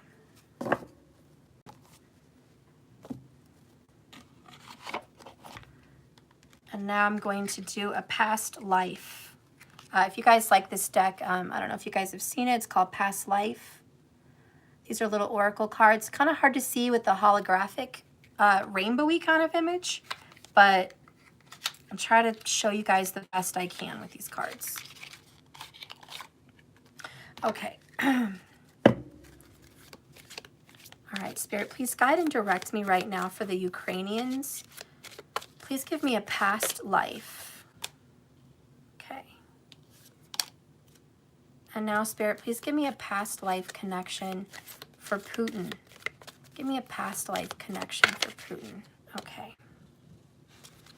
Spirit, give me a past life connection here now for the Russians. Huh. I don't know which one it is. Is it? I guess it's this one. All right, I'll put that top one at the bottom. Bottom of the deck. Oh my God, you guys are going to get goosebumps. This is biblical. Do you see that? Do you see that, markers? Biblical. Queen Dara, to our Russian friend on here, please tell everyone you know that it will soon blow. I saw lighting. The reactor is emitting radiation. Oh my God. Guys, not good. This is not fucking good. The overall underall energy for this situation is biblical, meaning these events were foretold. This is in the Bible. This is end time stuff. This is, I'm not saying the world's going to end because I'm really not all for that. But I understand that this is war times and it's been seen. And if you want more answers about what's going on with this war, that it is something to do with the Bible and it is something to do with a biblical explanation on what's going on. You are going to research and find symbology, just all kinds of information that's going to connect the dots to the situation that's going on right now. Literally, the situation that's happening right now is foretold. And there's a beginning, there's a middle, and there's an end. And so there is going to be a message biblically, but this is just saying this was predestined, pre-written. If those of you are feeling angry, frustrated, angry at Putin, frustrated, angry with the world, wanting world peace, just pissed the fuck off, it's probably going to give you some peace to read the Bible. It's going to bring you peace because it's going to let you know that God's got this. The universe is Papa. Papa's in control, not you, not your fears and your worries. And don't let Rahu and Ketu, the demons, come into your mind and start to mess with you by giving you illusions and fears that the universe doesn't have control over what's going on.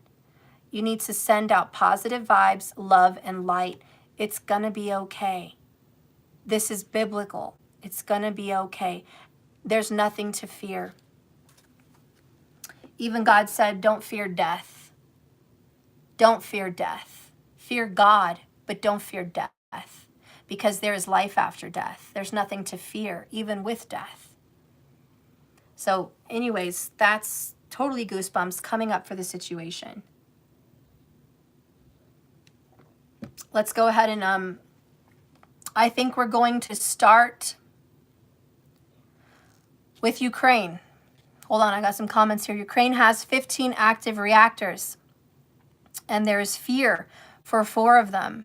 Could blow if shut off from the power grid, damaged or left unmaintained. Queen Dara, it's going to be fine. Just get everyone around there out of harm's way. Like Moses said, I have hardened the Pharaoh's heart. Oh, I love you guys. Look how beautiful you are. All of you are so beautiful. Do you feel this love? It's like as soon as we mention biblical, just love, you know? Because what's going to combat this? not hate and your pissed off anger, not F Trump, F Putin, F these a-holes, F. What's that going to do?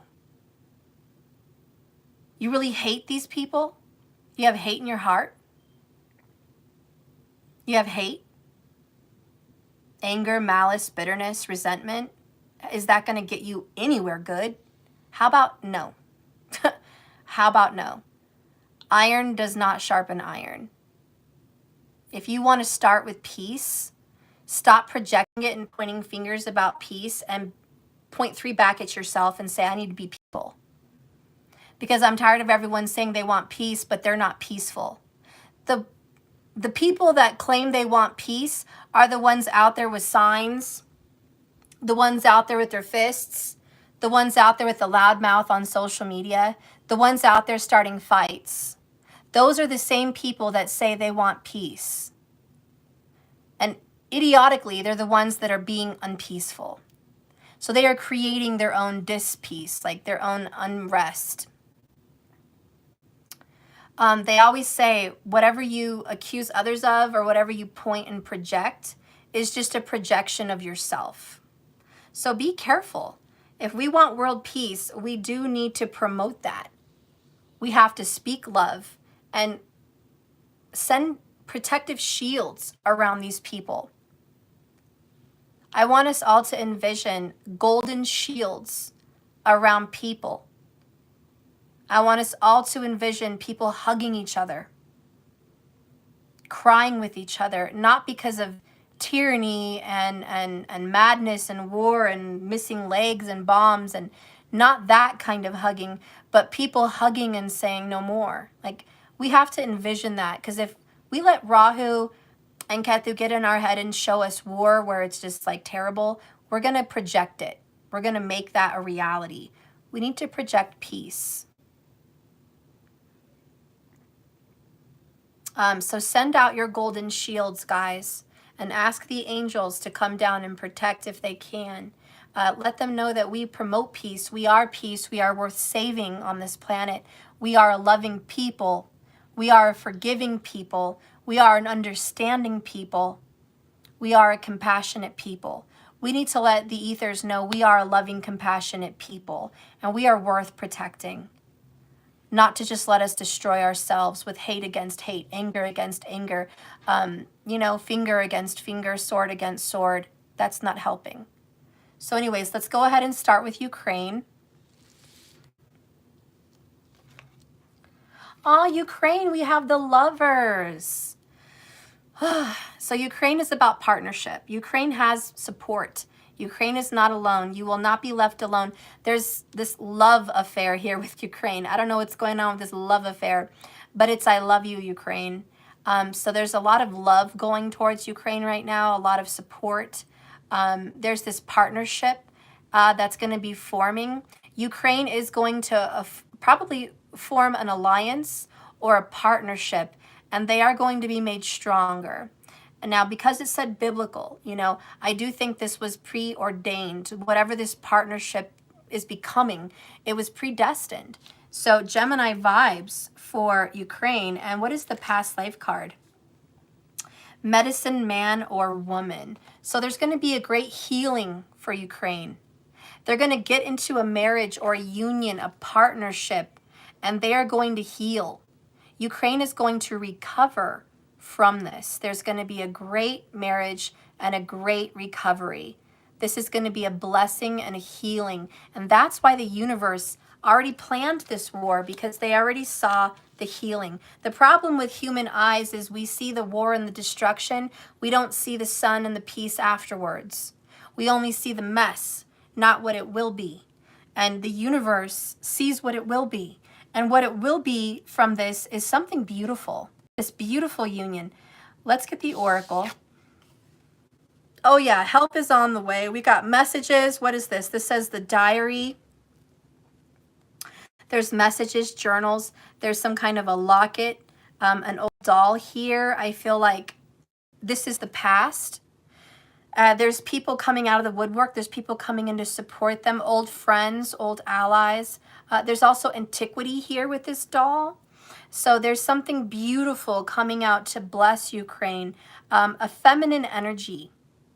Okay, a very beautiful feminine energy. Gosh, she just represents to me truth, just this peace, this love, this healing, this rebirth, and this springtime. I think something gorgeous is going to happen for Ukraine. Let's go ahead and see number 32. Memories and lessons learned, choices made. Wow, this is the oracle for Ukraine. Okay. Ukraine, memory is the diary that we all carry about with us. A woman closes her eyes and she contemplates treasured memories. From the past, she releases the world all details of her thoughts and feelings, all her successes and her failures, the good times and the bad. She remembers moments fly about her as a page from a diary, swirling around like leaves from an open locket and golden light streams. With the images of love lost but not forgotten, embracing a favorite doll that reminds her that she is still with her, and she relives all that has been. She relives all that has been. This card captures tender moments and childhood joys. And it's kind of weird because we did say that this war was like a long time coming, probably overdue. And so this is, Ukraine's already been through this. Ukraine has been through this war. They were taken, then lost, taken and lost. And so there's this healing that's going to come from them, because I feel like there's a reliving. There's just a reliving of what's happening. This has already happened to them, and they just feel like it's happening again. But all the while, they're thinking of the past. There's going to be some loss, some grief, but there's going to be a great partnership from this. Ukraine may not have been very strong before this, but they're going to be strong after this with an ally. So I don't know what that means, but that's what I see. And I don't know whom that ally is, but I just know it's a healing feminine energy. It could be the sign of Gemini. All right? Could be the sign of Gemini. The medicine man or woman could also be the sign of Cancer or Virgo. Okay? So I feel like there's going to be some partnership with an element like that. And I think that this needs to happen. I think it's going to be good, and it was predestined. So ultimately, I see a healing for Ukraine, and everything's going to be okay. All right? So Ukraine, hang in there. Let's go ahead and see what's going on with... Do you guys want to see Russia or Putin first? I'll let you guys pick. Russia or Putin? I got a drink here. That is Switzerland. It looks like the Red Cross. Interesting.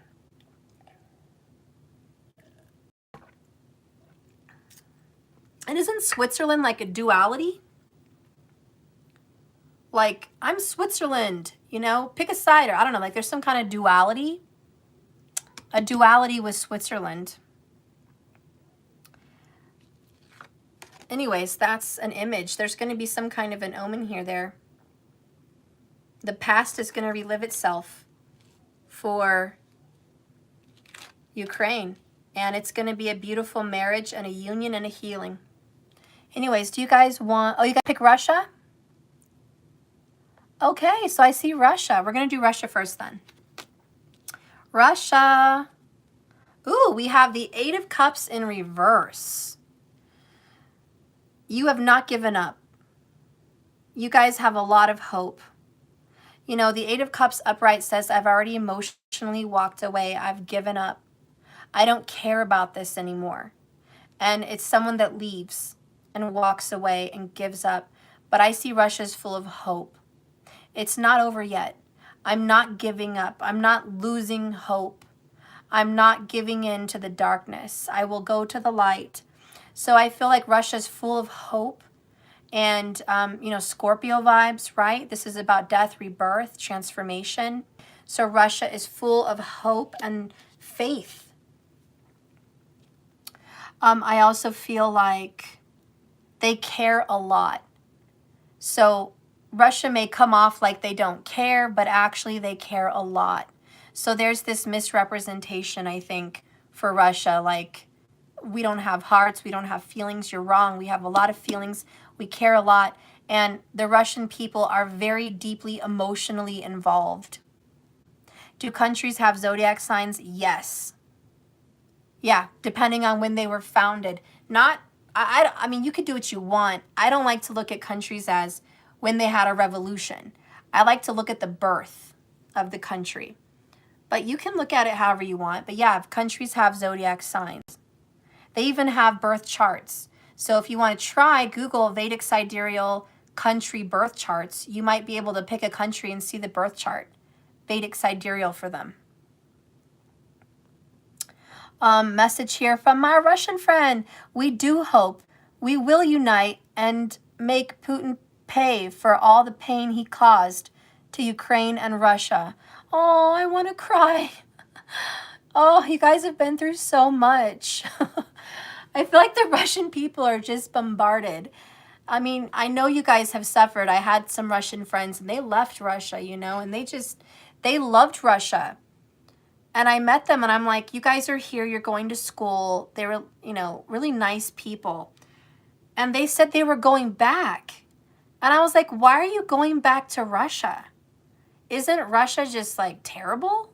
A terrible place? And they're like, no, I love Russia. I love my country. I love the land. I love so much of Russia.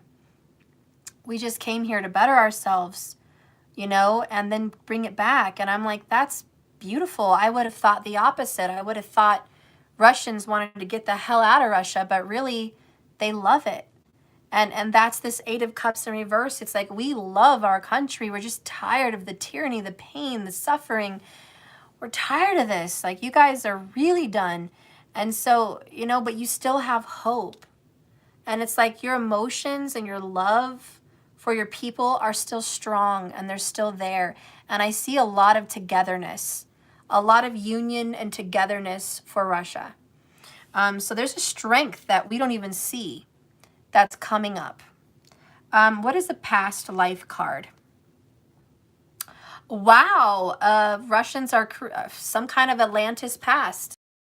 If you guys would believe it. As cold as Russia is, Russians have an Atlantis background. They have some past life connection to Atlantis. Do you guys feel that way? I mean, you're Russian. Do you guys feel that there's some kind of a deep connection to Atlantis? A land before these lands were the way they are? Okay.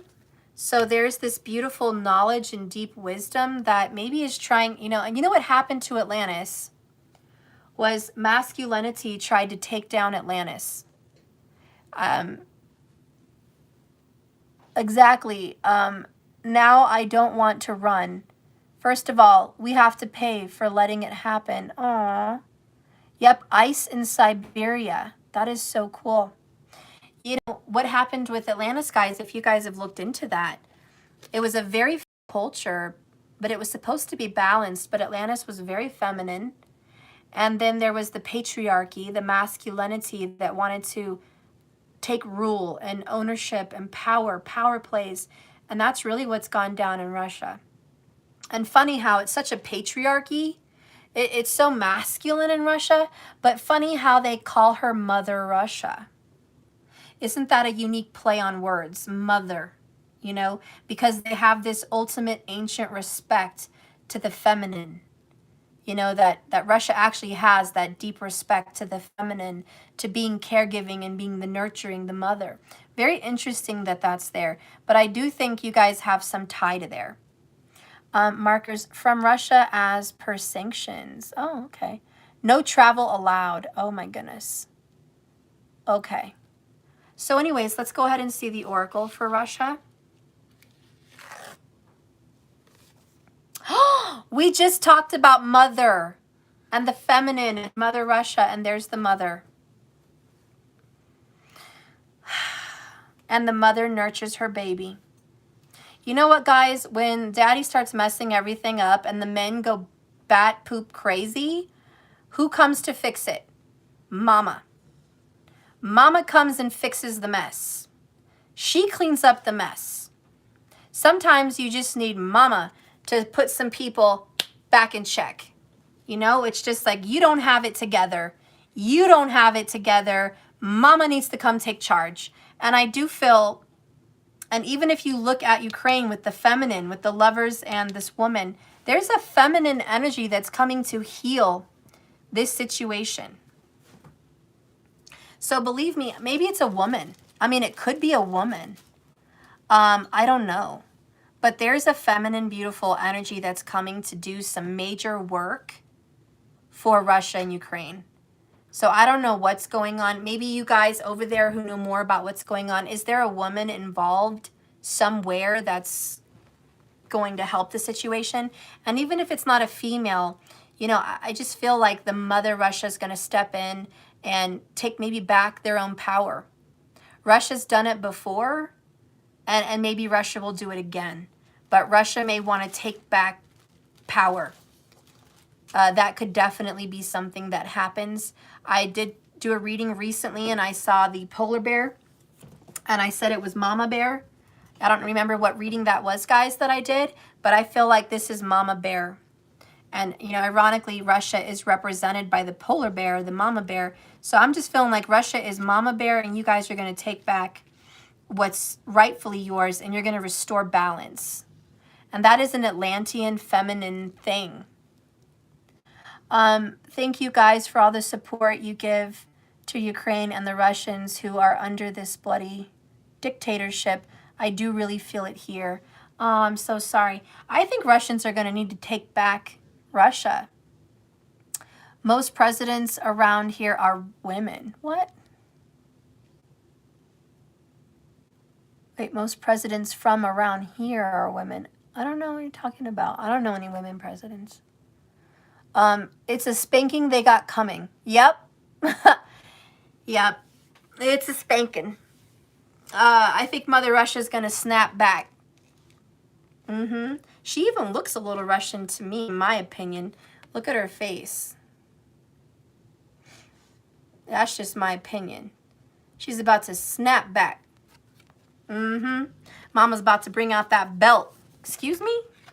By the way, number 18, Major Arcana, the Moon, which again represents the mother.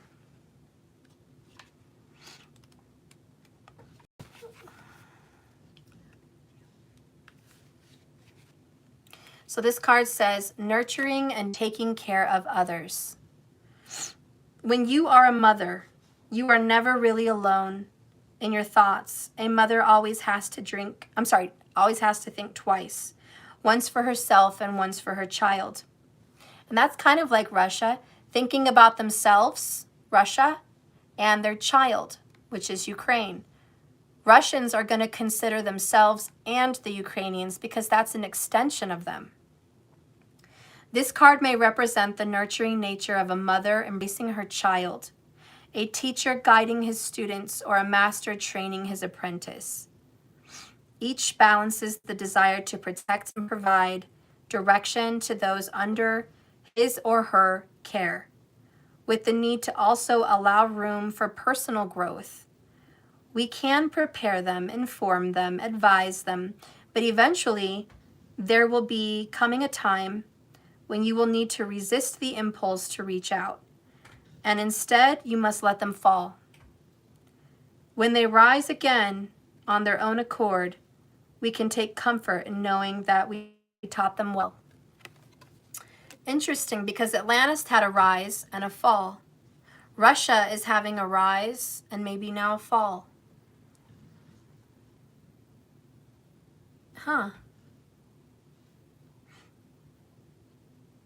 But there will be correction.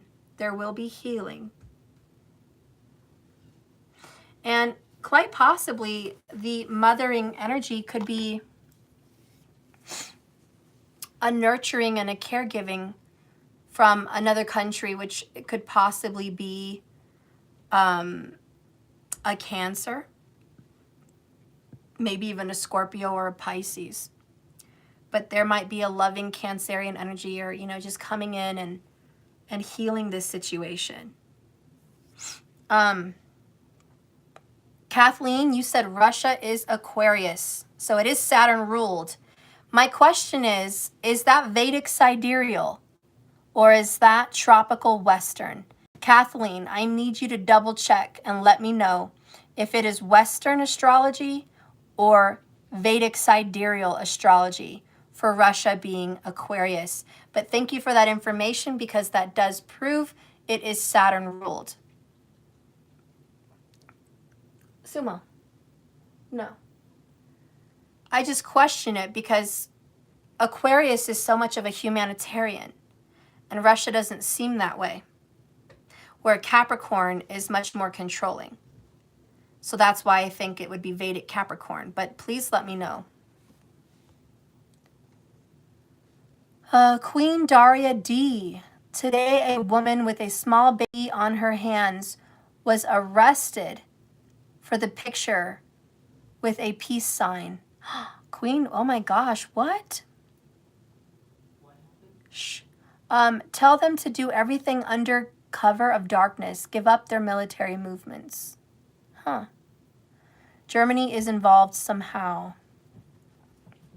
The women will stop this war. Lining the streets like the fall of Berlin. Oh, it makes me want to cry. I love women togetherness.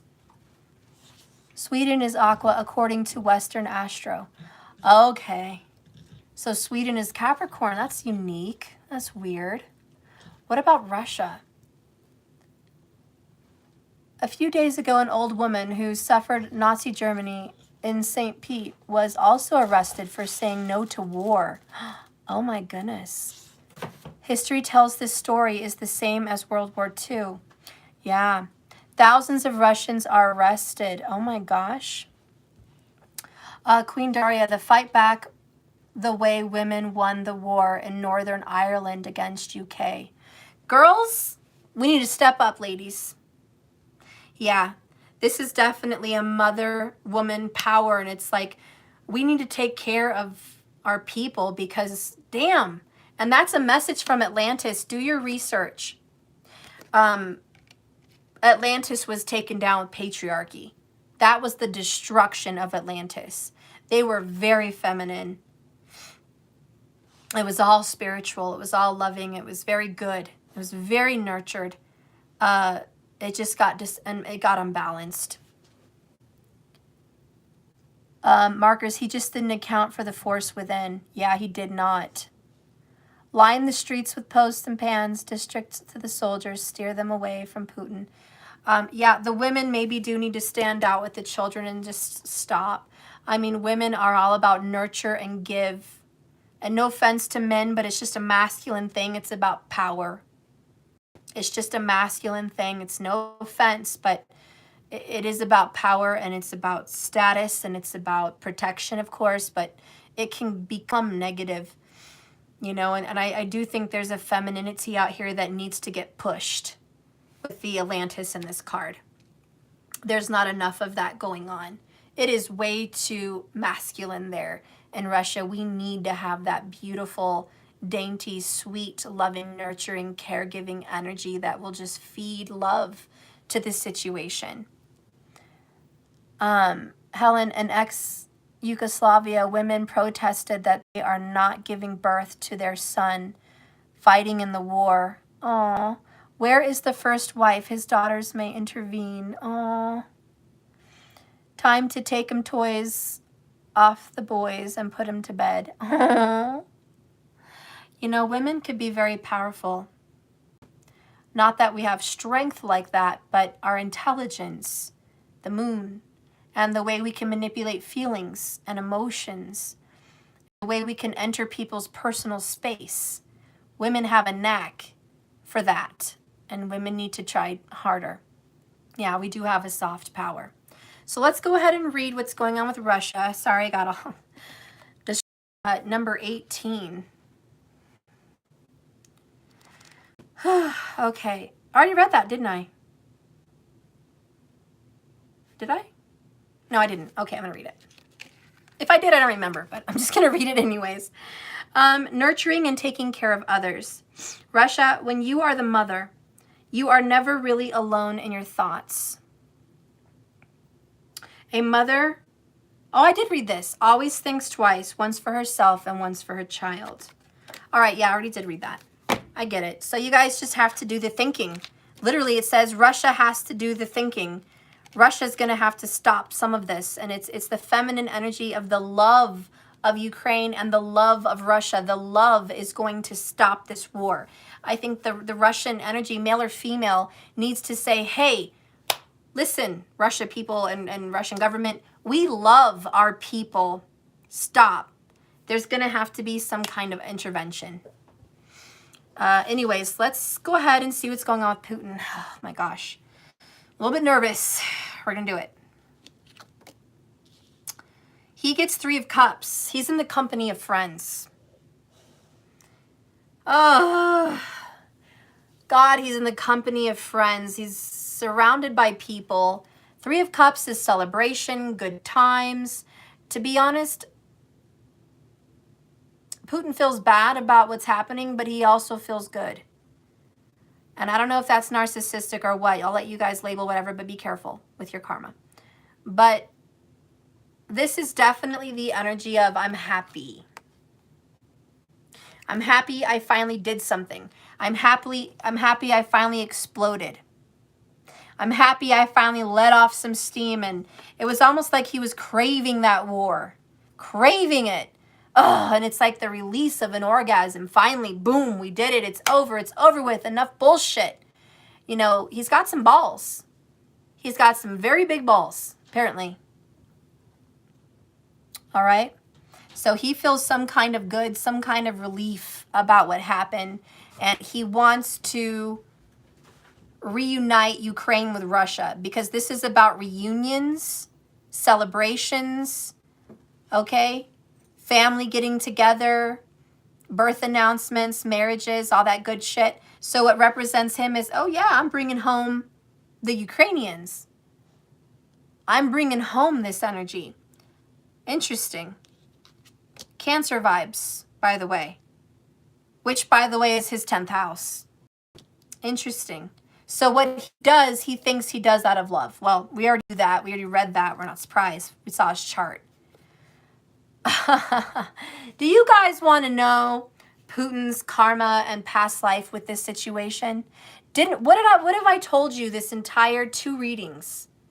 Have I not mentioned his grandfather and grandfather and grandfather and father? Did I not mention that's what this is all about based on his chart?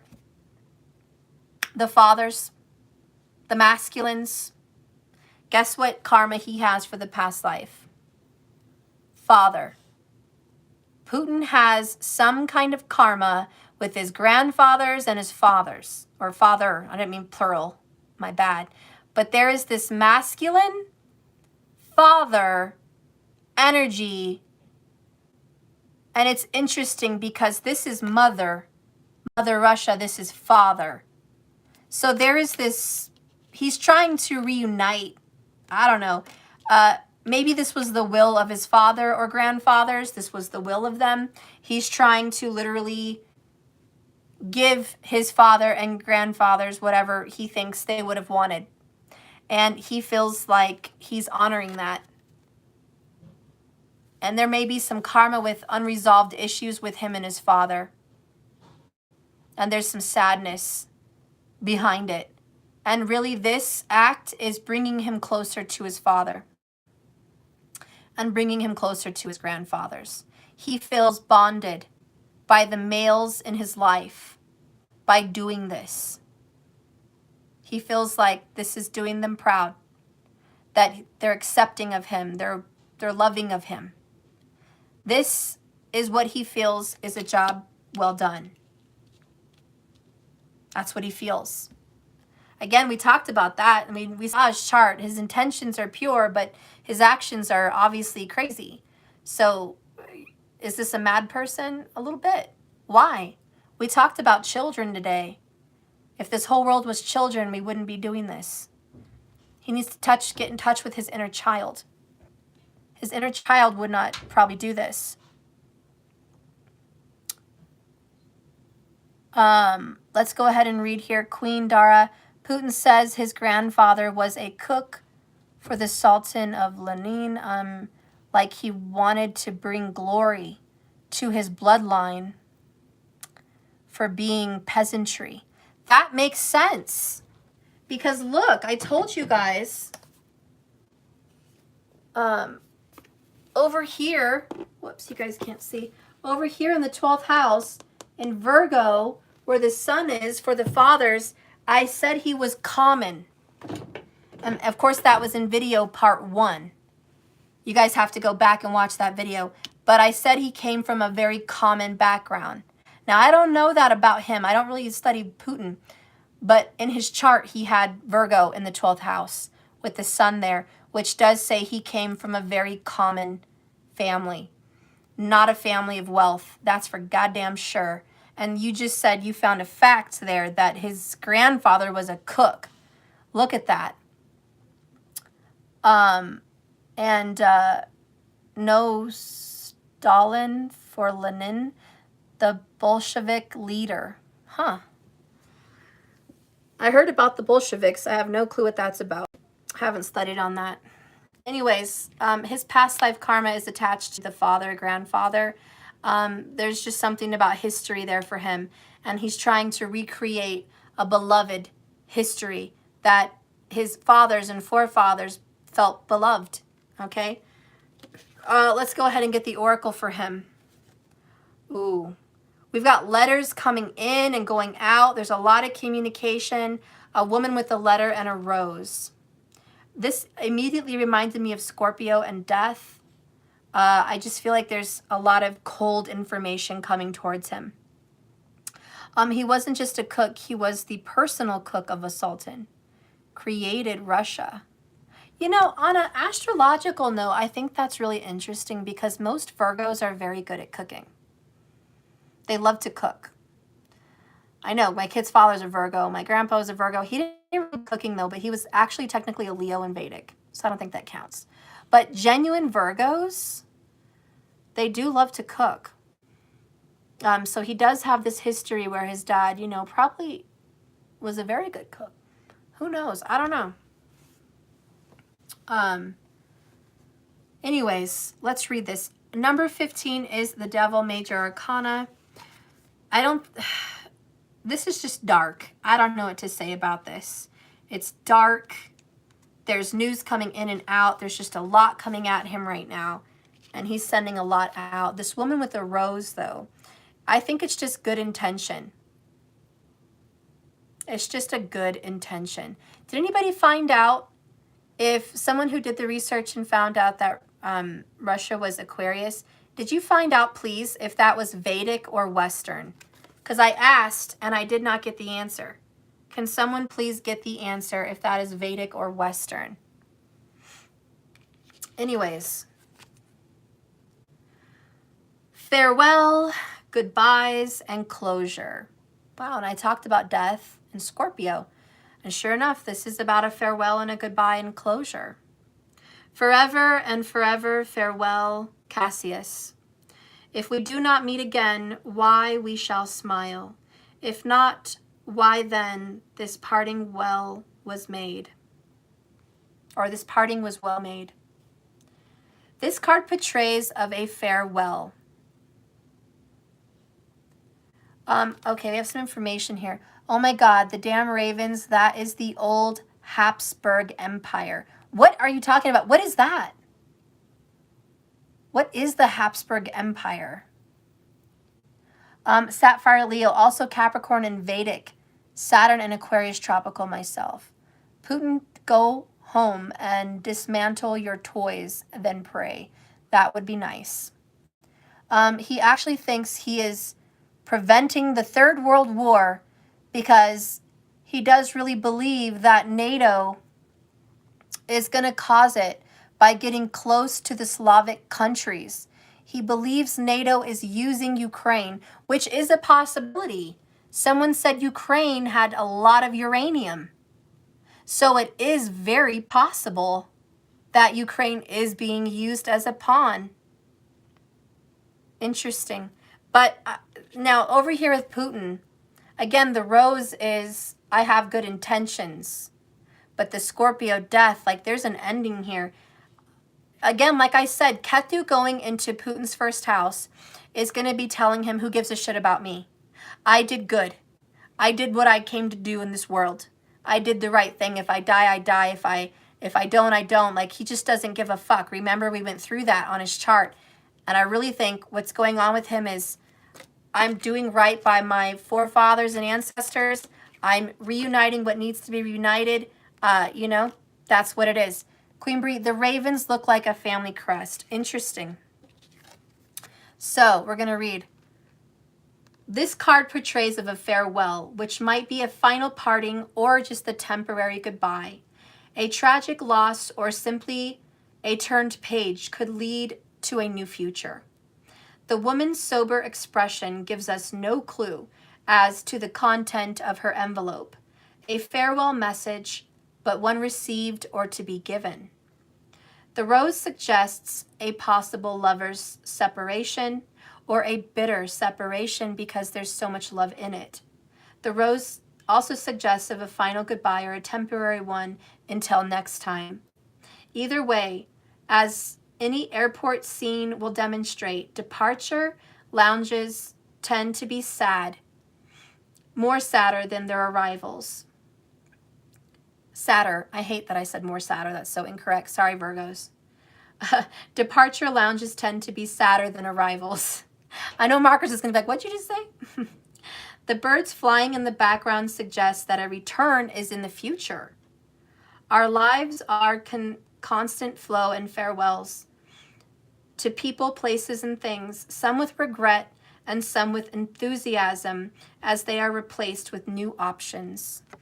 I think he's going to be going, obviously, into hiding or going somewhere for a while. He's definitely pulling away, and he's keeping himself around friends and family. He did not want to hurt anyone. Now, I know the military's being a complete ass, but that's what happens in war. I do think what he honestly thinks in his mind is, I am really trying to do what's best for the family, because this is a family kind of father, Three of Cups reunion card. And maybe like someone said, he does not want the uranium to be in the hands of NATO. Can NATO be trusted? Fuck no. Can American governments be trusted? Fuck no. How about China governments? Can we trust them? Fuck no. You want to keep going? Do you want to? This is why the females, the women, know that this power play, no offense to the men, but this power play of government powers sucks. Sorry, guys. I really am sorry, gentlemen. And I love markers, and I love a lot of you men here watching me, and I love you very much. Texas Bill, everyone. But this freaking government, masculine, patriarchy, power bullshit is ridiculous. Everyone wants to show off their big guns. And no offense, fellas, but it's like a bunch of boys taking their stick out and comparing sizes. It's a show of power. And it's bullshit. It's just fucking bullshit. And us feminines are like, what the fuck? Seriously, we're here to grow this planet, to have more trees, more babies, happy families, beautiful homes, safe security, good schools, happy children, well-fed families, good sex. We want to make love, man. Women are here to bring love to the picture. Oshun, goddess of the water and the ocean. We're here to bring life. This masculinity, freaking size of sticks, size of nukes, power control, is bullshit. I don't know. I don't know, guys. I don't know what's going on with this world today. I really don't know. I don't know what's going to happen. It is biblical. I don't know. All I know is this, my friends. We need more love. That's for god dang sure. And the first start, period, after watching this video is don't point fingers anymore. It's not helping. Don't be pissed anymore. It's not helping. I want you to send love. I want you to envision the women and children. I want you to envision the young boys that are out there fighting. I want you to envision the men that are being led by stupid fathers trying to tell them how to be men when they don't even have a clue their own selves. I want you to envision a beautiful golden light, and I want mama to come fix this goddamn mess. Because even the big boys need some nurturing right about now. It's almost like the feminine energy needs to have a talk with patriarchy and say, what the fuck are you boys doing? You are hurting each other. If this were a home and these countries were brothers and there was a mother, she would sit their ass down and say, what the fuck are you doing? Let your brother live. You're not your brother's keeper. Stop trying to control your brothers. Stop fighting and making a mess. Look at you. You look a wreck. You think that's being mature? Or a man or an emperor or a father? No. No, it's not. You need to go get yourself cleaned up. You need to say sorry. You need to leave each other alone. I wish it were that simple. I wish it were that simple. But you know what? We need more Geminis in this world because that's a Gemini thing. Gemini and Sagittarius know how to communicate, know how to make deals. Gemini is the deal maker. Gemini is friends, communicative, intelligent with Mercury. Gemini knows how to talk, manipulate, sit people's asses down, run their mouth when they need to. They're not afraid. Sagittarius needs to sit down and tell these people, teach to them and preach to them. What the fuck? Which is basically Jupiter. We need Mercury and Jupiter to step up. There needs to be some kind of spiritual, moral intelligence because big guns, big nukes, big government power, NATO, this government, that government, New World Order, this and that. But shut your ass and go somewhere. I think every country is sick of these stupid governmental little parties saying we're bigger and stronger. You know, go home. We need women out there. We need mamas. We need feminines to bring love to the situation. We just want to love each other. We just want to love each other's countries. We want to love each other's children. This is one big tribe on this planet. To raise children. And these mamas aren't raising their children. These psychopathical fathers are raising these children. I don't know. I wish we could just grab a hold of human beings as mothers and teach them the right way, the moral way, to love one another always, and to protect one another, and to make this world a beautiful, comfortable, loving place for us all to enjoy. And to stop beating our chests and showing our guns. It doesn't matter. I wish we could do that. I don't know what's going to happen, but I know that there's a beautiful feminine energy that is going to sweep into our world. And that is why it is biblical, friends, because God knows, we don't. The universe knows what needs to come into balance. We don't. We see a war, we don't see the end of it. I promise you, good is going to come after this storm. There will be a beautiful restructure. Very warm. It's going to be good. It's going to be loving. And I know we're all going to be better off from all of this. We are all going to heal from coronavirus. We are all going to heal from this war. We are all going to be better people. Start at home, friends. Go home, love your family, love your pets, love your people. Give them all the love and affection. Do not be stuck on medias with this war going on. All you need to do is send love and light and shields to those people. That's all you can do. Remember, worrying about something's not going to help.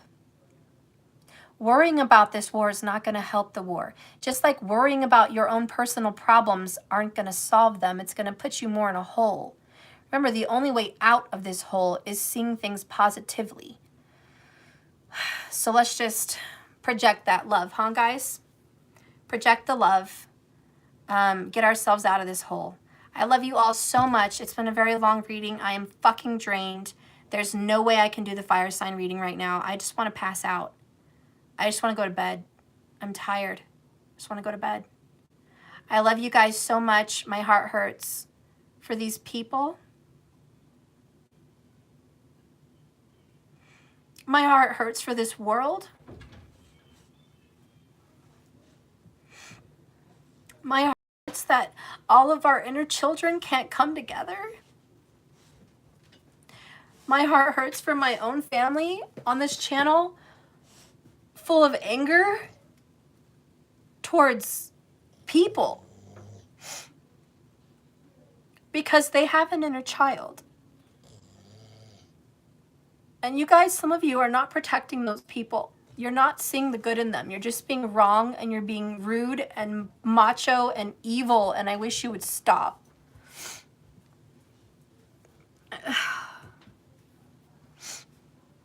Everyone says they want peace. I'm so tired of seeing people say it and not be it. I'm tired of it. Tired.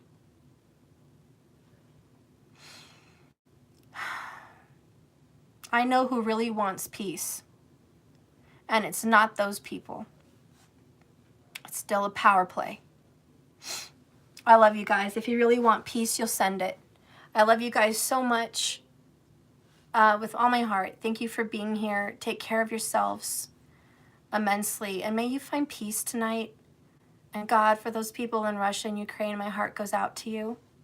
And I just want to leave you with, it's going to be okay. And there's so much good souls out here that support you. And your right to happiness. And your right to live. And I'm just so sorry that you're going through what you're going through. I love you guys. I'll see you tomorrow. Just keep swimming. Bye.